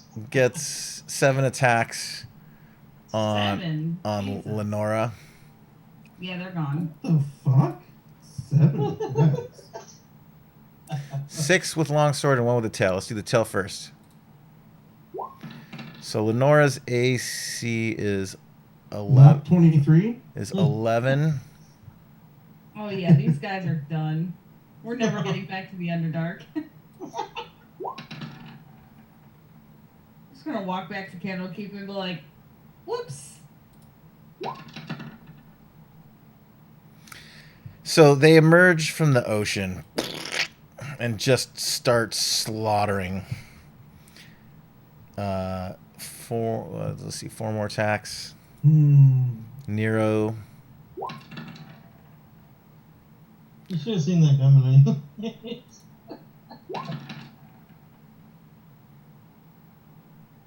Oh god, a crit. Oh, that is a low ass crit. Good night.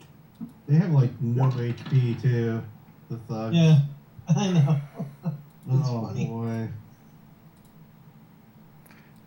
And Globagul is going to take 7 attacks. Sorry, Glavagool. Globagul's AC is... I don't have a proper character He's a sheet. level 1 gelatinous cube. He's not You surviving think an Globagul onslaught. would have leveled up by now? Yeah, Maybe level 2. we had a problem with leveling NPCs. So we decided to stop that after Greg. We let Greg become part of the party, but Alright. yeah. And Rob now. Rob Ghoul is going to melt away. For like the 3rd time, he's been quote unquote killed. Yeah, he's like randomly popped back up after being sliced and burnt and Armor class 6, huh? That's a trip. Okay. Globagul doesn't have armor. he All right. does, he has a hat. She gets 2 attacks on it.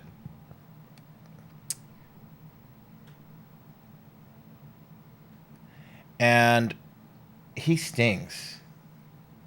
And he melts. What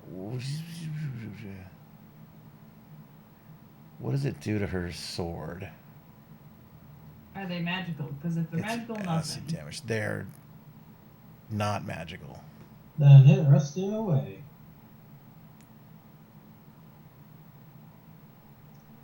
I think metal is fine in a gelatinous cube. It's like it's Yeah. organic It stuff doesn't that melt dies. everything. No, it doesn't really say. It's not The gelatinous specific. cube probably doesn't have that type of stuff, right? No. Unless you want to make some special rules for Globagul. They consume living tissue while leaving bones and other material undissolved. Yeah. Okay, so the sword is fine, but she's gonna take damage.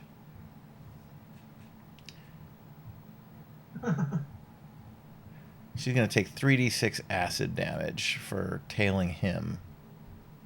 From the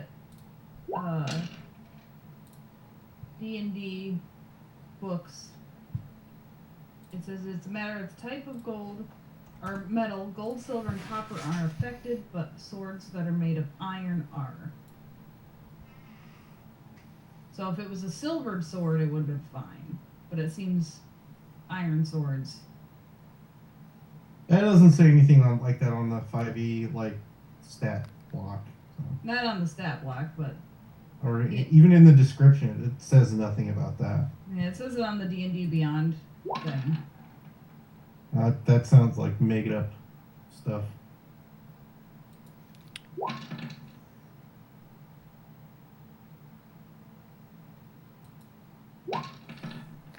Yeah, because it's just an ooze. It doesn't have caustic.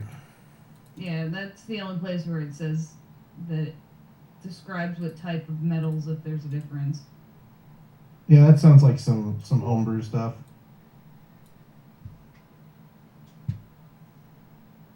Yeah, because acids don't typically work on metals. Okay, Some so do, some don't. You need specific acid for specific metals. This looks like just a generic acidic ooze. upper camp is pretty obliterated. Gorath is still alive, but is the only one up there that is. Oh boy. God, they only have armor class 11. That's so bad.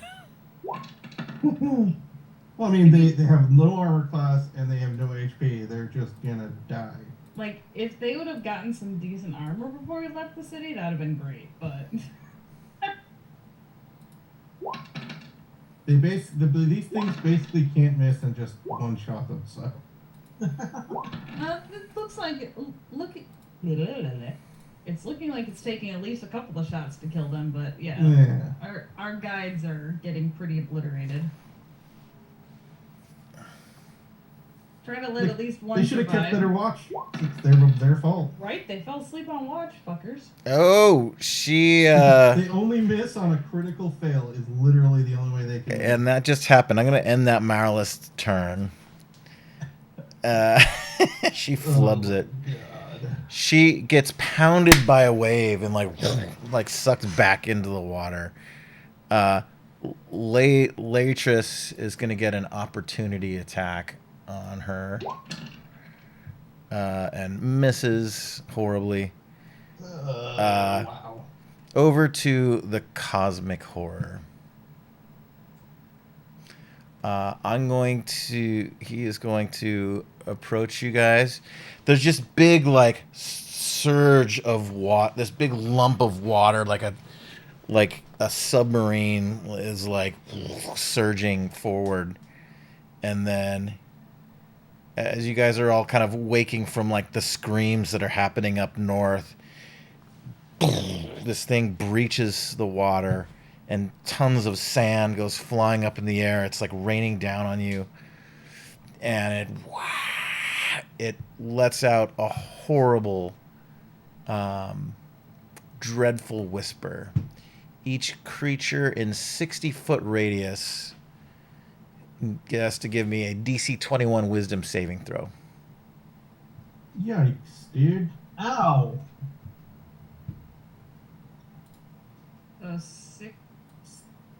This map is definitely not measured accurately because from the middle of this token, 60-foot radius is like here. I get to re-roll that. Unless I'm not in range, but it looks like I'm in range, probably. Yeah, this sucks. I would guess that 1, all of us are 2, in lower camp or in range 3, because this map, 4. that's no way that's accurate because... Yeah, everyone's in range. What was the DC? 21. 21. I'm using my inspiration. Ah! Thorn is fine. You said wisdom saving throw? Yep. Thorn saves. Nice. Patter's I managed saved. to save. Because we don't want to fail and I use the inspiration that I had. Okay. Another thing Baldur's Gate does differently about inspiration is you get to collect them. Oh, yeah, interesting. Sort of. I mean, I've had up to 4 inspirations on a character at a time. Well, you get one per character in your party, so you can have up to 4. and then that's it. Yeah, but the same character can use all 4 of them. Yeah, so yeah, It's done yeah. a little differently. But that's the same as D&D. You can use your inspiration to help somebody else out if you want. Yeah, but if Kyrus had failed, I couldn't give him my inspiration to Yeah, make you him can. roll another advantage and over. I've never had a DM let me do that. Use Oh, an inspiration That's weird. once per roll. Like his next roll, I could give him a inspiration on. I thought you can use inspiration just re-roll a save if you want. The way it's supposed to work is you have to Yeah, use it before. before the roll. Oh, really? Well, Yeah. that's just a dumb Yeah. rule. So Baldur's Gate, you can like have your 4 inspirations for And wisdom Baldur's save, Gate does though. it better. It lets you re-roll after you use your inspiration after Yeah. you roll. But that's just probably like how the game has to do it because it's a video game. So No, that's just the better way to do it, to be honest.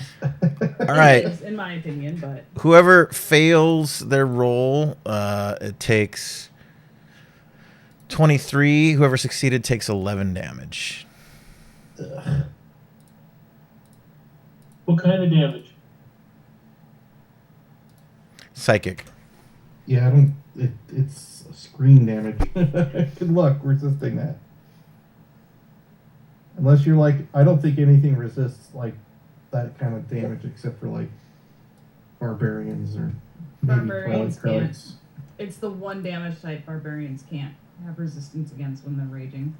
I was gonna. Wasn't it all damage? You just resist all damage with certain rages. Everything but psychic. If you're away of the bear Everything totem, but psychic. if you're Yeah, away of the fine. bear totem, it's everything but psychic. That's And here's the hilarious. thing: my Wednesday game, I'm playing a Kelishar. I can't remember how to pronounce it. And they have a natural resistance against psychic damage, so I literally am resistant to all because I'm a level 3 wave the bear totem barbarian, with the Nice. rest being a moon druid. So Someone said you could do it also as a dragonborn green or something. Well, probably. yeah. There's a psychic dragon color for sure. But basically, my Wednesday night druid just has an infinite amount of life because wild shape and moon druid, Yes, you do. and I also resist everything. I am just a pile of meat. I'm Well, a that tank. just gets boring. if Well, you're you're like, not the only one. Damn. No, the thing is, I'm not the damage dealer. I do shit for damage. I just try to make everything hit me. I'm literally the tank. He's the damage dealer. He's basically Thorn, but a Leonin. Nice. All right, it is over to, let's see. Well, the Marrow have harpoons. So we're going to have, what is the Bunch of range pooners. on those? Oh, it's only 5 feet range, really? Oh, no, wait. 20 to 60. So 20 I might think be out of range. 60, if it's 60 one of them there- would, Disadvantage. yeah, I think one of Oh, us is going to these get a squares are, like, shot. 20 feet on for some Trudy. reason. Yeah, Yeah, this- regard them as 5 feet. Let me switch it so it's not confusing. That's kind of bizarre. It's the setting depending on the scale of maps. So 60 would be what? So now it's correct. Yeah. 60 is more than enough, yeah. Yeah, but they'd be shooting at disadvantage. All right, Trudy's taking one at disadvantage. Yeah, because 20 gets them here, so they can't hit anything. Oh, yeah. Still, 20s are not very far. No. Trudy, you take 9 There's damage. what? You take 9 damage from a harpoon. Ooh. You're awoken from a beautiful dream of the feast and the debauchery that took place the other night with like your side has been punctured. Is huge or smaller? Celdric, you're going to take a shot with disadvantage. Ooh. So is Trudy smaller than the Marrow? Miss. Yeah, he has to do the strength throw for sure. What's that? He has How to- big is Trudy compared to the Marrow? Trudy's a half elf. Trudy's female, pretty small. Tiny. It says if the target is huge or smaller. So that anything at any size up to huge gets pulled. It has to be bigger than huge. So you have to make a strength saving throw. A contested. Wait, against what? What's pulling me? The thing that threw the spear at you. You're Oh. harpooned at the moment. You have a harpoon in your flesh pulling you in the ocean. Yeah, give me You must resist. give me a strength check, Trudy. All right. A contested strength check. Your strength isn't good.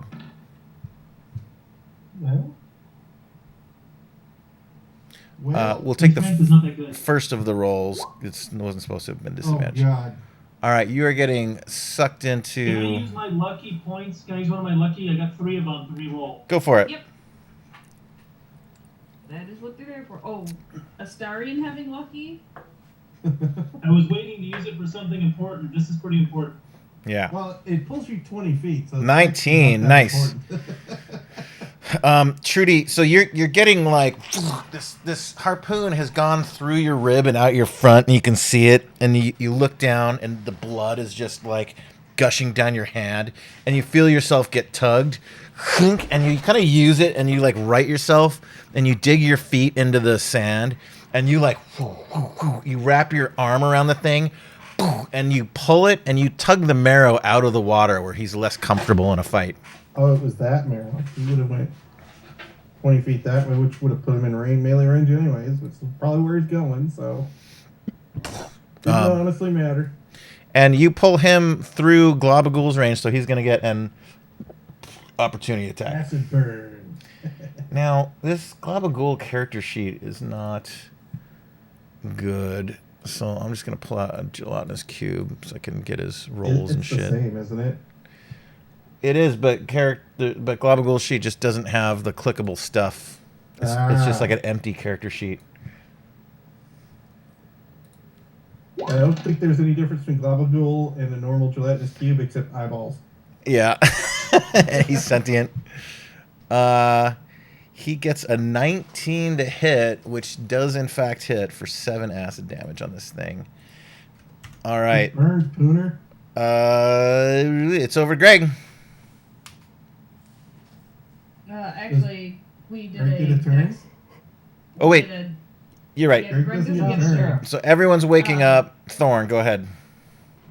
Well, I would go before Greg anyway. We had a dexterity Oh, roll off. This is the surprise round, so. Yeah. Okay. So we literally have one dude left, right? that is correct. Anything that I can use to protect him. NPC obliteration. Jesus. Is it a bonus action or an action to activate my necklace shield guardian? I don't know. You have to be a dupe, sir. No, you don't. That's a different thing. The amulet's not actually an item that you like equip or anything. Yeah. Any item that summons something, as far as I have seen, none of them have been attunement. Like my brazier has not been You're too attunement. small. You're not getting away, buddy. And to summon hugs is a bonus action. I just don't know if the shield guardian is a bonus action.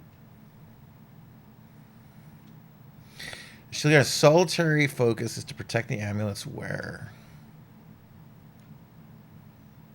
I'll let you do a twist on this and let you assign it to your I'm guide. gonna sign it anyways. But Give is it it- orders. I just need to know, is it an action or bonus action? It doesn't really say that I'm finding. I know that like 80% of items that summon creatures are bonus actions, but Let's call it a bonus action. okay. So I'm gonna summon a shield guardian basically right here, right in front of this dude. And its command is holding its actions every turn to defend that guy. So if there's an incoming spear, his action is to try to block it away. If there's something trying to stab him, his action is to stab and defend him back. Okay. So Do you want to name costs. your shield guardian? his name is Thunk. Thunk. Okay. Because when I arm wrestled him, he go Thunk. I love it. Alright, so Thunk's prime objective is to hold his action to defend that guy. Got it. And is he just like Hugs? He always goes after me? Sure. Okay.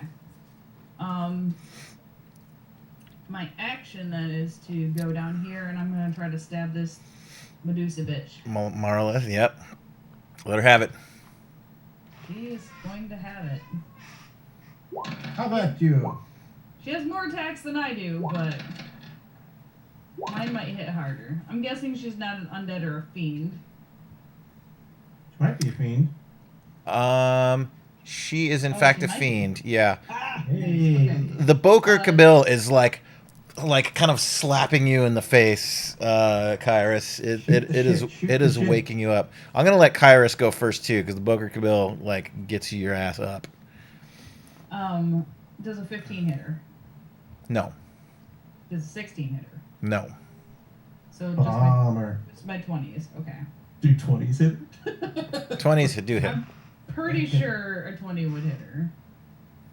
Gotta ask. These things are nuts, I guess. 9 attacks. What was it? 7 attacks? 7. 7 Yeah, attacks. because they have 6 swords in their tail. 64 damage to her then. Um, Oh, I think you forgot a character to bring out, DJ.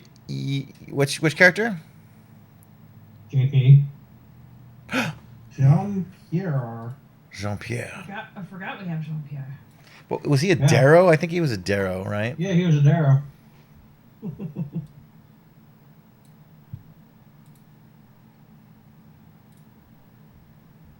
It's also means he needs to be on the turn track. Yes, he does. Let's see him in action for the first time since like forever ago. If he dies this fight, this would be great. He's just gonna go right back to haunting your ass. That would be rad.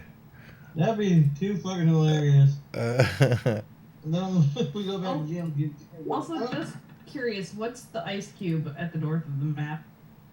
that's the gelatinous cube I'm just using as a stub for ability clicks. Ah, gotcha. Okay, Jean-Pierre is up. And in the order. Okay, so 64 damage to the snake lady, and then Oh, fuck. Kyrus would get to go this round.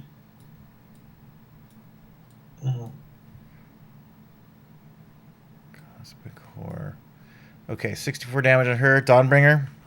Yeah. She uses a reaction to parry one of your attacks, raising her armor class by 5, resulting in the first of your 2 hits missing.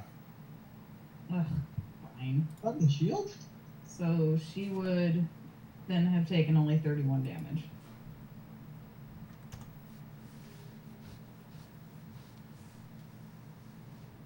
Yep. That is right. Is that it? That is it for now. Okay. Next up is Kyrus. Kyrus gets a turn. Yeah. Oh? Does your bow look you the fuck up? Yeah. Oh, it is so excited to fucking slay some demons. I get that. Field Guardian character sheet. How many hit points do you have, buddy? Remember, your gains Oh, hit points every 142. time. Not bad. He has a lot, and he heals like automatically too. It's pretty sweet. Oh, we know.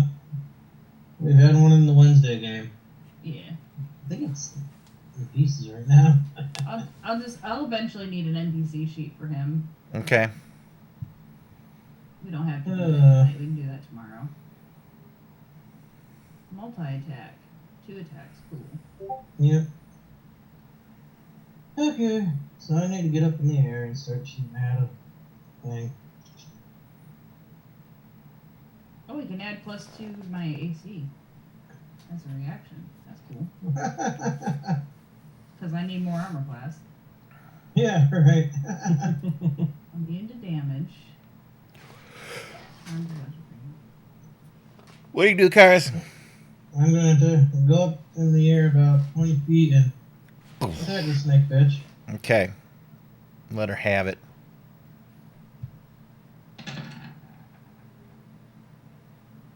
Oh, look at that, 29.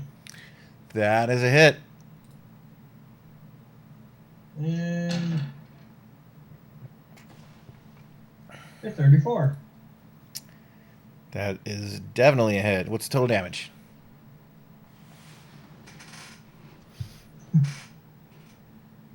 Uh, 35, 52, 54. Damn.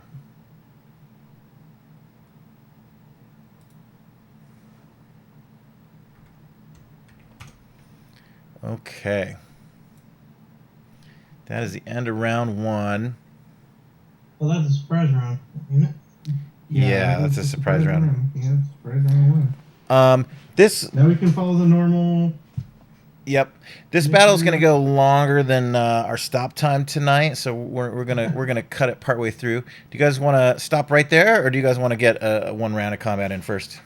Let's get another round of combat in, I think. All right. Yeah, I haven't done any. That's because we had a surprise round. Trudy, this was a surprise round. Nobody got to go except for Thorn and Kairos because of special conditions. Hey, So- I got a question. What about my evasion or uncanny dodge for having my damage? Does that count at all?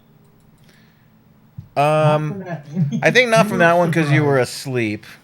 Okay, so I You're had no chance surprised, to use prone. Yeah. Not on that one. You will from here that. out. Okay. Right, because I was unconscious. Yep. All right, we're getting to standard initiative order now. Greg's up first. Technically Thorn. Thorn's up Yeah. first. It's not that big of a deal. No difference though. Go for it, Thorn. Right after each other.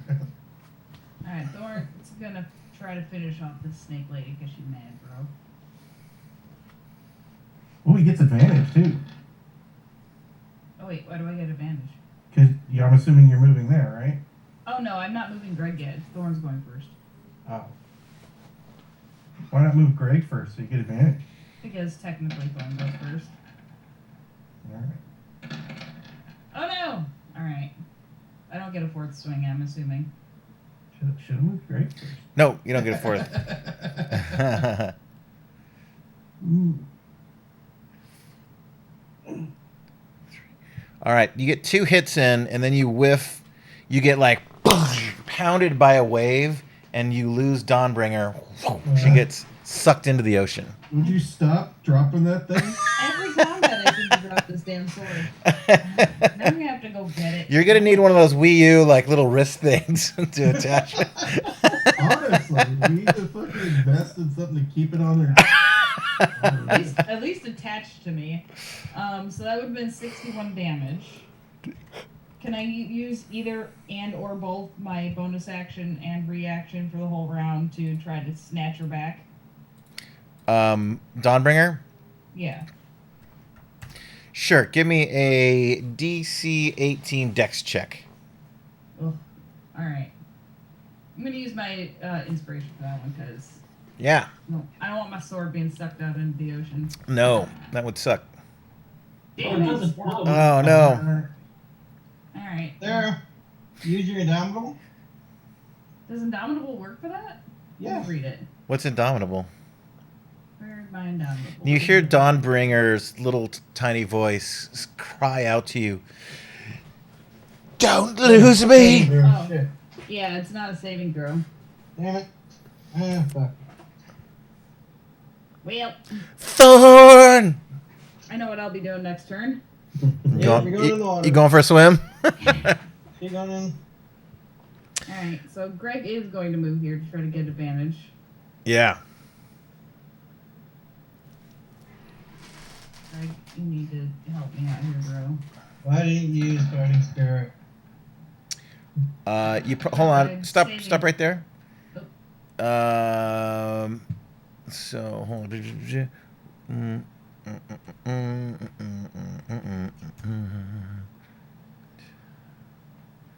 Okay. So the second one is a miss. Mm-hmm. Go one more time.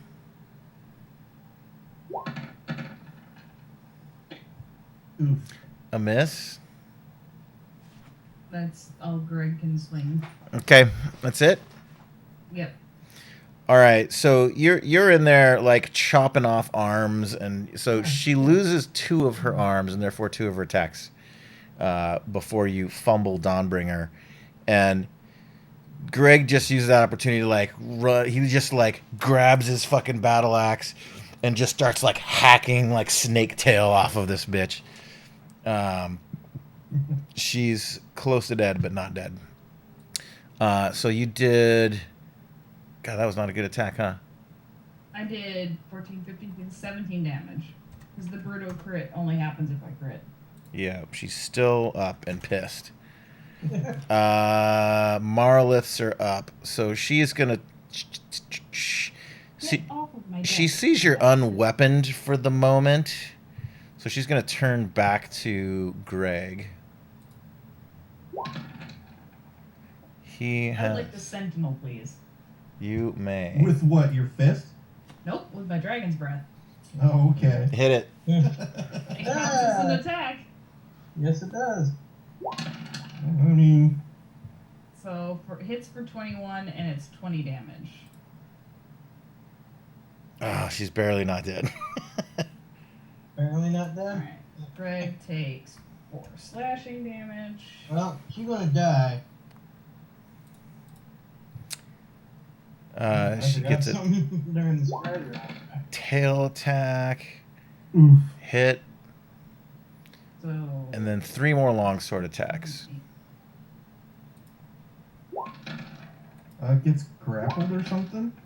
I'm already up close with her, so hang on. The 14 misses. Plus the 3. That one.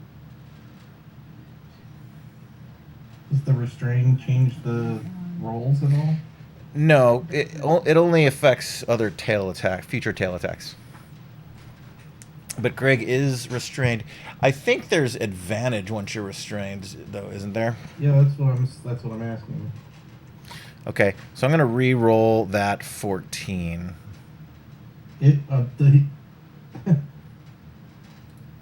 Oh, it just is grappled. Well, that sucks. You still miss. Missed again.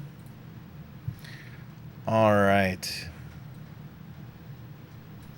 You are approached by a Marlith. Doesn't have vengeful stuff, does he? No. It does not. Glabagool gets skipped by a Marlith. So Global gets an attack of opportunity. He does. Yeah, well, she's still technically in his range. He's kitty corner. All right, Mel's going to take heat.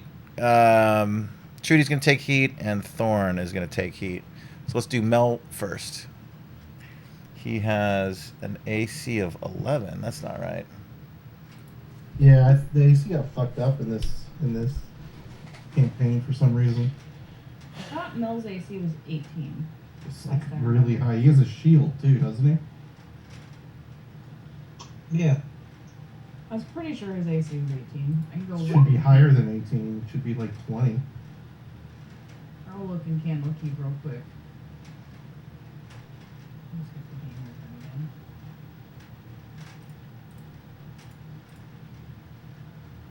open again. Okay, he's got plate +1 and a shield +1.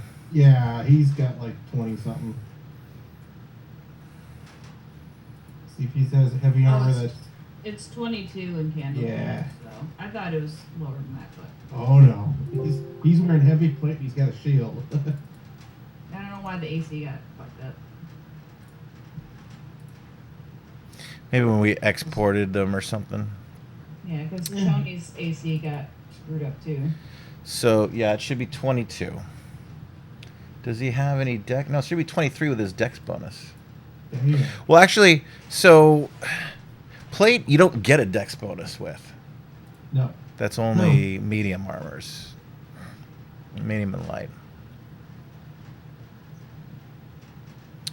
Okay. So.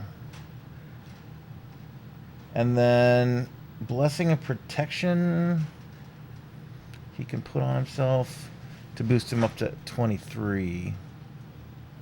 Is that... Is that a reaction or?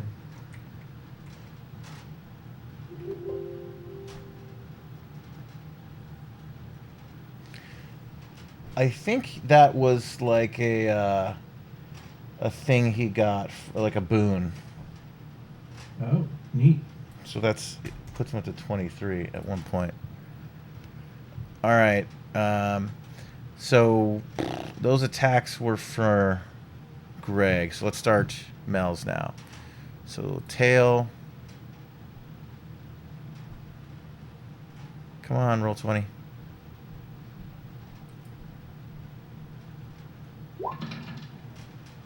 Oof. Oh. It rushes. It trips over the fire. It's not used to heat, and just kind of eats shit face first, and it scrambles and gets back up, and it gets over to Mel, but it's ineffective. Trudy, 7 attacks on you. My turn? No, it's not your turn. You're being attacked. Your armor class is 16. You're going to take a tail swipe. Uncanny dodge. Evasion. Okay. Now, your hit points should be topped off. I see 98 out of You 130. were, but I took damage. Okay, all right. Yeah. How much damage did you take? You got screamed at. What? What do you want to know? No, yeah, you're good. Okay. So let me just do all of it. So there's their tail. Longsword number 1. Hit. Well, he's uncanny dodging Miss. the tail. The tail Miss. matters Hit. for the rest of the attacks. That's true. Well, he said he uncanny dodged and evaded it, so. I don't know what Oh, that it is. fumbles. It's, Uncanny dodge is, I'll read it to you. Just link it. It says you can use a reaction to have the attack's damage against you, and with evasion, any saving throw, if you succeed, you take 0. If you don't succeed, you take half. So you had to So- roll a saving throw. Yeah, but in dodge is I can have the attack. Yes, that's right. So the tail, instead of the tail wasn't a big damage attack. You're better off uncanny dodging something bigger if you want. Yeah, so the tail still hits you, and you're still restrained. Is the point? So instead of 9 damage, you'll take 4 for that one. Oh, that wasn't much. I thought it'd be worse. No. Do you want to wait till The problem with the tail is that it grapples you, so now you get disadvantage on, or it has advantage on its attacks against you now. So you take a total of 12 damage, and it crit fail. It drops you from the grapple. The two Marliths kind of like run into each other and both slam face first into the sand, and you see them like pushing themselves up, spitting sand out of their mouths, and they're fucking pissed. They are embarrassed and they don't like this. Thorn. So is my damage total 12 with everything? That's right. You took 12 damage total. Thorn's gonna take. Thorn gets advantage because he's petting a kitty. Ooh. Denied. This one is gonna go here, so it gets advantage on you. And it's got to hit 24. Yeah. Miss. Miss. Miss. Miss. Damn, dude. Just pulling the Keanu Reeves up until 20. Finally hit. 4 whole damage. Another hit.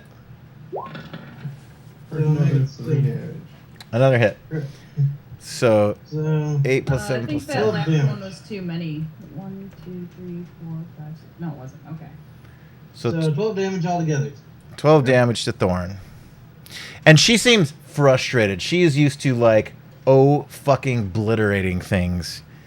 And she comes up on you, and you're just like, you're fucking Bruce Lee, like dodging all of her blows, and she doesn't like it. Kairos, you're up. Okay. Yeah, I forgot to do something on the spurs around anyways. Forgot you dread ambush, didn't you? Yes, I did. Terrible. Suck at this game. No. I'm decent at this game. Okay, I'm taking I the... was joking. Yeah, I know. I'm more terrible in a while. Can't seem to get the damage up half time. Okay, let's do that. Oh, yeah. Okay. Damn. Bogo Cabell is pissed. I think it's dead. All right, you're shooting that same one that everyone was going for? Yeah. Yeah, it is fucking dead. The boulder, you pull it back. The stone forms, and you see it like it like gets bigger. It like the size of a fucking melon, and there's no What you're saying change is in the weight. Boker Bill is aroused. Yes. Yes. Pulling up with excitement. And like you fucking let it loose, and you hear it like you hear it hit the sound barrier. There's like a massive like blast of sound, and it like it turns into like a bunch of tiny normal sized Boker Kabil arrow tips, and it just like it decimates her. It just pulverizes her into chum that goes flying into the river, and you see a bunch of other like little sharks like swim up and start eating her remains. Okay. That was your first shot. Yep. I'm going to attack the one down by Thorn and she'll Okay. get in there.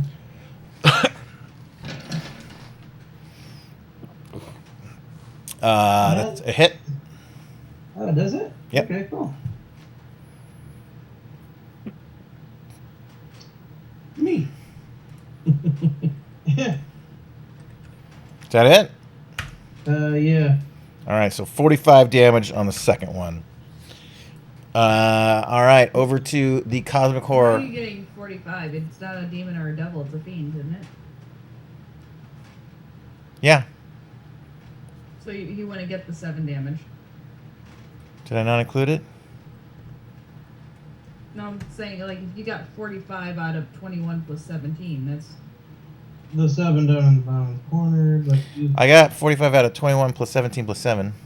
He doesn't get the 7 because it's not a demon or a devil, it's a fiend. You told me it was a fiend. It My is. sword does undead and fiend.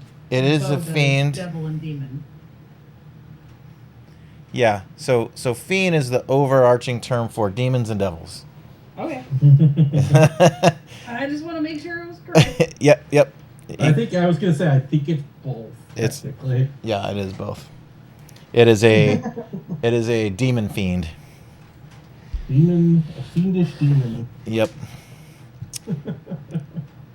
All right. The Cosmic Horror goes. It recharges its. First, it's gonna do a legend. Its first legendary action. It is going to use its crushing tentacle on Greg. Oh no. Oh wait, no. It has to be grappling something in order for that to work. So never mind. I suck at this game. So let's do this. It's going to use its poisoned jet. So in a 30-foot line that is 5 feet wide.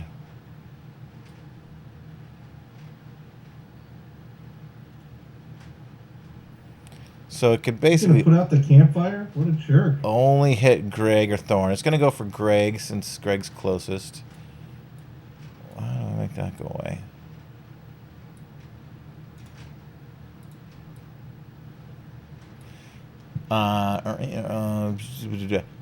Foul gas squirts from the horror in a 30-foot line that is 5 feet wide.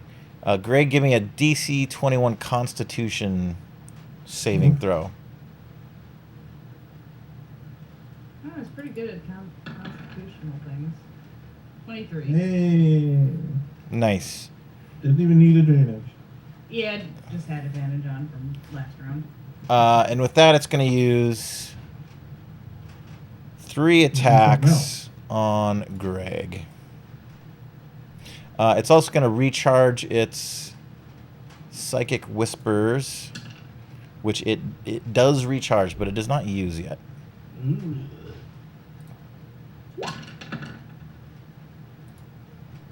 It hit me with a 33? The hell is this creature? Big old.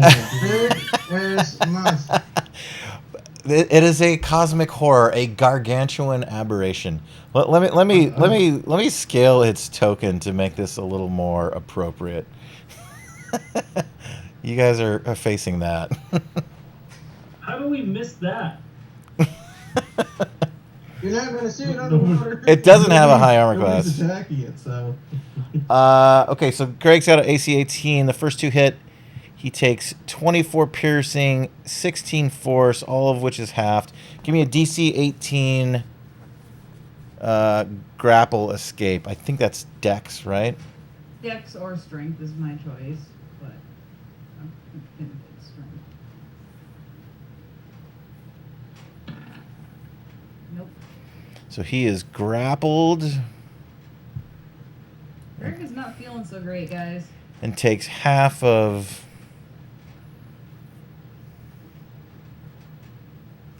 40, which is 20 damage. Yeah, he's not feeling good. So its tentacles change every time it attacks, or is this just a weird stat block? It has Plug? so a lot of things that grapple you can only have one thing grappled. This can have Yeah. 7 things simultaneously. All right, we are over to the marrow, which one rushes Thorn.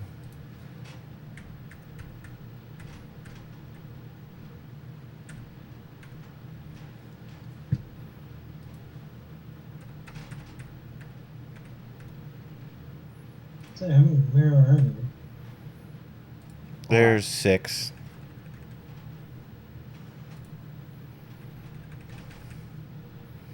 All right, we've got 3 shooters. One on Thorn, one on Greg, one on Trudy. So let's do Thorn first. Miss. We'll do one on Greg.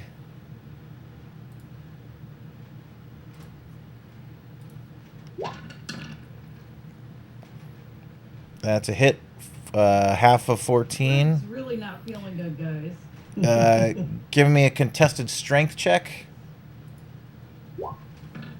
Can I be pulled away? Because I'm grappled right now by the big ass thing. I think so. I could still move you around, I guess. A strength check from the big thing? Yeah, let's let's contest it against the I'm big grappled thing. right now. All right, the cosmic horror holds on. The marrow is like it's using you to like fucking like repel up into the air. That is funny. And then one is going to shoot at Trudy. That's a miss. There's one going to melee Trudy. You're going to get a I'm bite. assuming they don't suck at this. No, they still suck at this. Miss. We need to get rid of that big guy quick. Trudy, you take 9 claw damage from a marrow. Thorn. Miss and miss. All right, that's it for marrow. Kairos, you want to run Jean-Pierre? Sure. I'm gonna need his character sheet. Let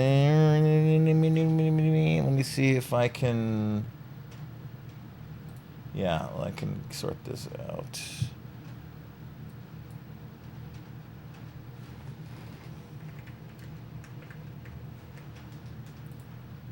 You know, I just noticed something. You didn't put the thugs on the turn order.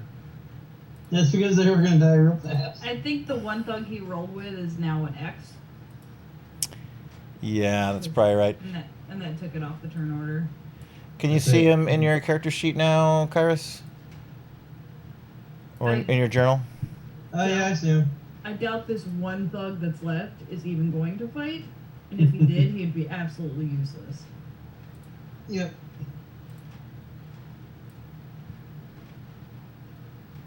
It's going to be a game of, like, keep him alive from now on. Yes.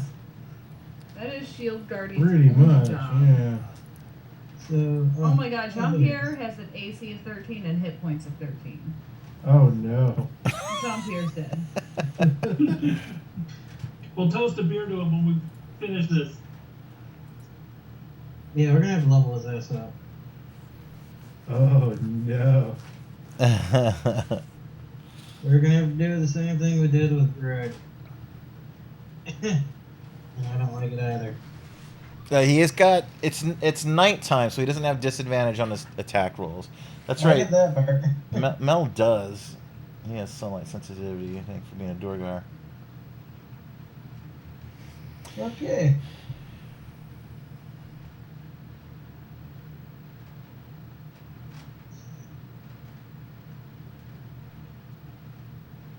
No, you're shooting. And this guy only has one attack. Oh, JP. This sucks. But does he hit is the question. You going More than likely not. you going hook spear or light crossbow? Light crossbow. All right, who's he shooting? Let's go this guy. Aim for this eyeball. The marrow are right easier there. to hit. That eyeball seems the important one. All right, that misses You know, everybody. This is- All right. He's literally trying to hit a creature that is 5,000 times his size and still misses. Exactly.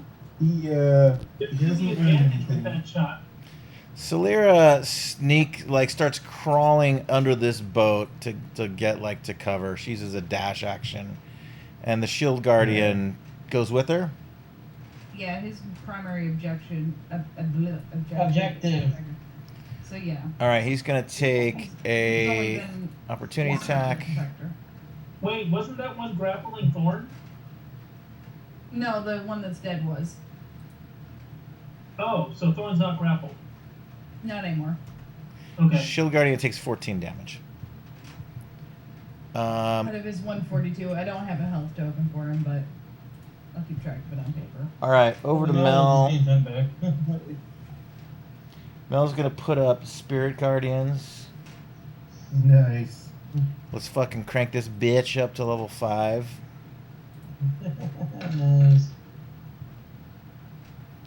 Nice. And he's gonna move right here. High level, what? High level cast. I rolled 2 1s. Fuck. Well, you roll. Well, okay. The roll you just did is the one you get to use on these two, right? Yeah. So that's 17. They get wisdom saves, or they take the damage. Yeah. Yeah. They take the damage now and at the beginning of their turns, I believe. Is how it works. So they'll take half. They pass. First one takes half. Okay, so that's Second one takes full. 16. 8.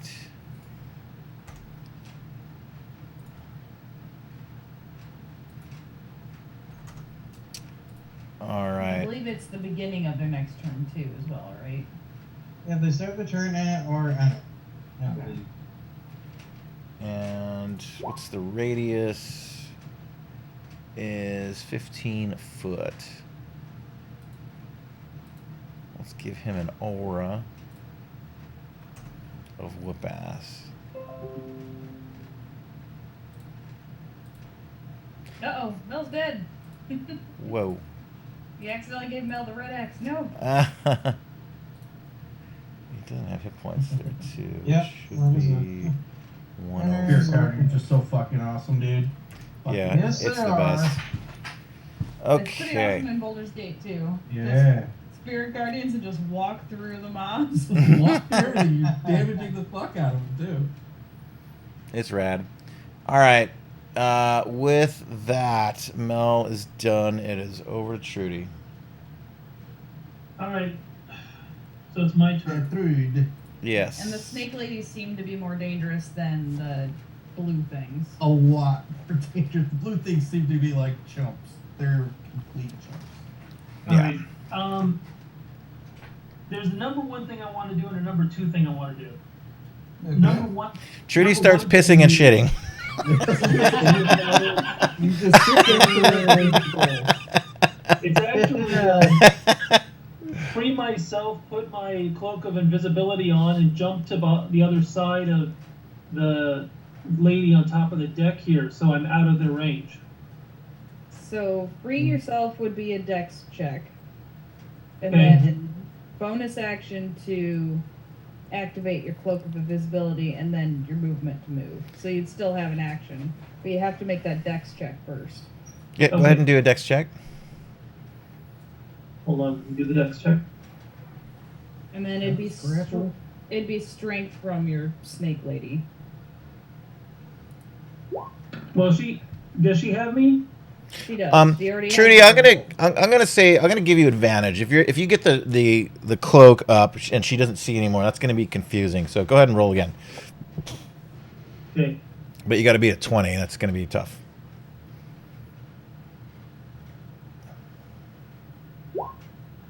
Oh yeah, nat 20, baby, nice. So. He's got you harpooned and is just like you have pulled this marrow over, and I'm gonna say you fucking punch him in the face before you get your cloak over you, and you just like dip out from you pull the harpoon out from your body and you rip over there. Give me a D4 plus your strength bonus damage, which is nothing, so just a D4 damage on this marrow. D4. 3. Okay, nice. So And technically you still slink have your away. action. You still have an action. Well, you my can- action. You could stab the snake lady twice with Well, now advantage. I've because you are got sneak invisible. attack, so I can do sneak attack from behind. Yes, Yes. and you'd have advantage because A, you're invisible, and B, Kairos is on the other side of the snake lady. Yep. Right.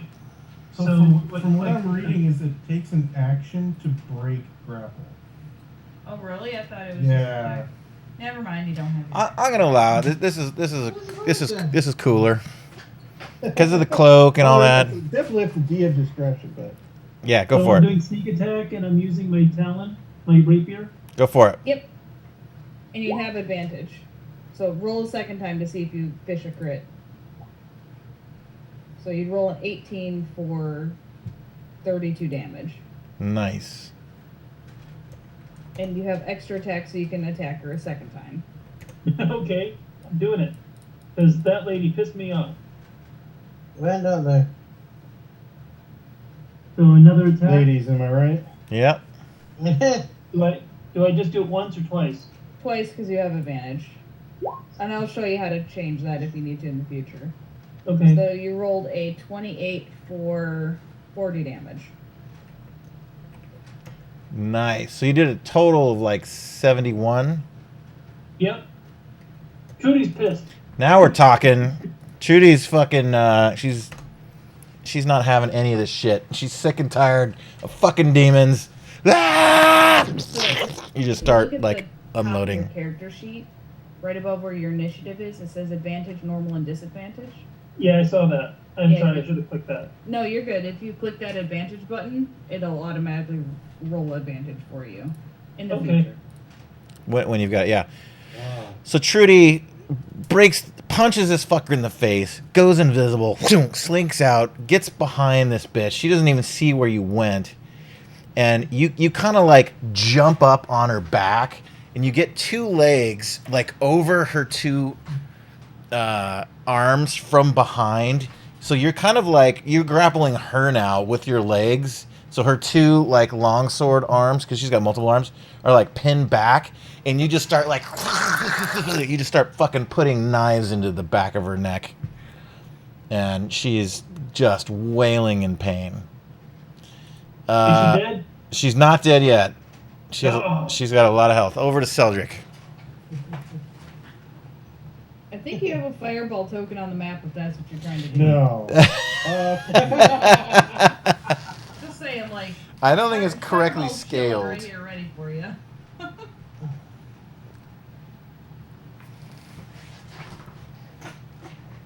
How big's Firestorm? 10 foot cubes. So 4 cubes. No. 10 foot cubes. Oh, okay. I hear you. I hear you. 100 feet. Oh my god, this is gonna be fucking complicated. Yeah. Do you want me to give you some Really? fire cube art out there? So that would be. Oops, No, I that's started inaccurate. That's You make a inaccurate. weird line with it, basically. All right, here is a I sig- think I'd rather just draw because yeah. Yeah. it's gonna be weird otherwise. Yeah, And I don't just wanna- basically I draw a don't want you to line. make.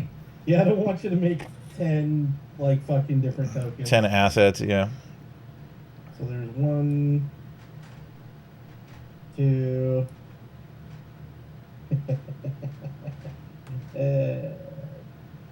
3. Oh yeah, these can fucking span multiple. It's basically a little 4-square thing, each of them. That's twice as big as I was imagining. 3, 4, 5. I'm just making sure I can hit all. Yeah, you can get them all. No problem. 6, and then there's. That's a weird looking square. 7, 8. The other one way out in the ocean might not be. You got 2 more 9. squares. You can attach it. Then I could get every single enemy in this firestorm. Yeah. Is this something that lasts? No, it's a one action instant. It's a one action thing. Technically, Yeah. I could get more because the fire staff adds range to my AoE spells, but I can hit all of them. So I'll need to roll fucking deck save 17. Jesus Christ, Tony. Yeah, you like that firestorm, huh? So far, one Morrow has made it. And those are not the scary ones either. We're gonna roll a firestorm. A Morrow and a Marilyn. Marilith. Ooh. Nice. And then don't your ones turn into twos and stuff? Well, Yes, yes, but you didn't roll any ones. Okay. didn't roll any ones. And does the fire staff add any damage? I So, don't think so. Let me check real quick. I didn't remember what it does, so. All fire damage dice have a +1 added to them, is what he said. So Yeah. plus another, what is that, 6? Plus another 7. Okay. So 55, 55 damage All right, and For everybody. for You're the, all of Oprah, them. you're the Oprah of fire damage. You get some damage. You get some damage. You get some damage. all right. So all but one of the marrow die. Yes! Rad. Those things. I don't even know what they're. Wait, they were. how many creatures are on the board that you just hit? 1, 2, 3, 4, 5, 6, 7, 10. 8, 9, 10. Oh, yeah. All right. Wait, So how much life is in the one that I hit plus the 55? I mean, he can't be alive anymore, right? And the two of them Oh, he's just half doing the damage. math. it is. They've got a lot of health. Oh, damn it. So I'm going to kill this one. with the two of them taking half damage and the amount of targets you hit with 55 damage, 495 damage you just did total, sir. Yeah, baby. Is that a record? Probably No. not because it's. No, I don't think we're gonna beat the 700 something that he that was a little because that was super padded because they were all like low level oozes that were really compact. Yeah. and I was the one that hit it. So if we're not counting that one because the scales were skewed, this would have been your record. and I was the one that hit the one on Tony's character. Also, I'm flying away. I'm over here now. Okay. Super high in the air, like 30 feet in the air. Because wings. All right. So Maybe a little closer because how flying works. Yeah. you're right. Seldrick Tony's turn. drearily wakes from his slumber to the sounds of horror and evisceration, to the screams of death of all the Zentarum around him, to Trudy's cry from getting harpooned, and like you kind of quickly come to consciousness. You just reflexively grab your staff and you shove it up into the air. and the campfire just like channels through it and creates this beam into the fucking clouds. You see like the clouds part. We're going fucking Final Fantasy super here. The clouds part. You see the moon like peek through and silverline the hole where it now is, and then like you see it start to like descend from the heavens, and just like all the sharks that are now swarming to get all the meat are just getting obliterated. There's like fucking meteors and fire and like Dude, eat for dinner, boys. and like a phoenix fucking appears and just like unloads like fire breath down on these fuckers. Flames everywhere. This is Globagul doing this? No, this No, is it's you. this is Your you. firestorm. This is your firestorm. And the marrow start to drift out to sea. They're fucking dead. Oh wait, one is still up, and it's very angry that his friends are now fish food. Globagul's up, and Globagul says, "Hey, you guys, I'm not feeling so good. Can somebody give me a big hug?" And he goes to give a big hug to this fucker. A DC 12 Dex save. At 18, it succeeds. She moves out of the way, so she's going to end up here. Out of the way. And that is where we're going to end tonight. We'll pick up here next time. I need the Shield Guardian's character sheet and control of his token before next week. Let's do that right now. So currently it's not like a character. It's like an NPC sheet, not a character. Yeah, it would be an NPC sheet. Yeah. Okay, so I can just give you control of the NPC sheet, and then. Yeah. And what do we name him? Thunk. Thunk. Done. I love you, Thunk. Let me start checking. Moving. Yep, okay. Where's his sheet? Where are you, Thunk? Oh, you're way at the top. His token. Cool. Oh, good. Thank you for playing, everybody. Thank you to all the Twitch watchers that are not watching us. Let's see. I think we have 0 viewers. Yes. We have one including me. We'll see you guys next week. Yeah. Thanks.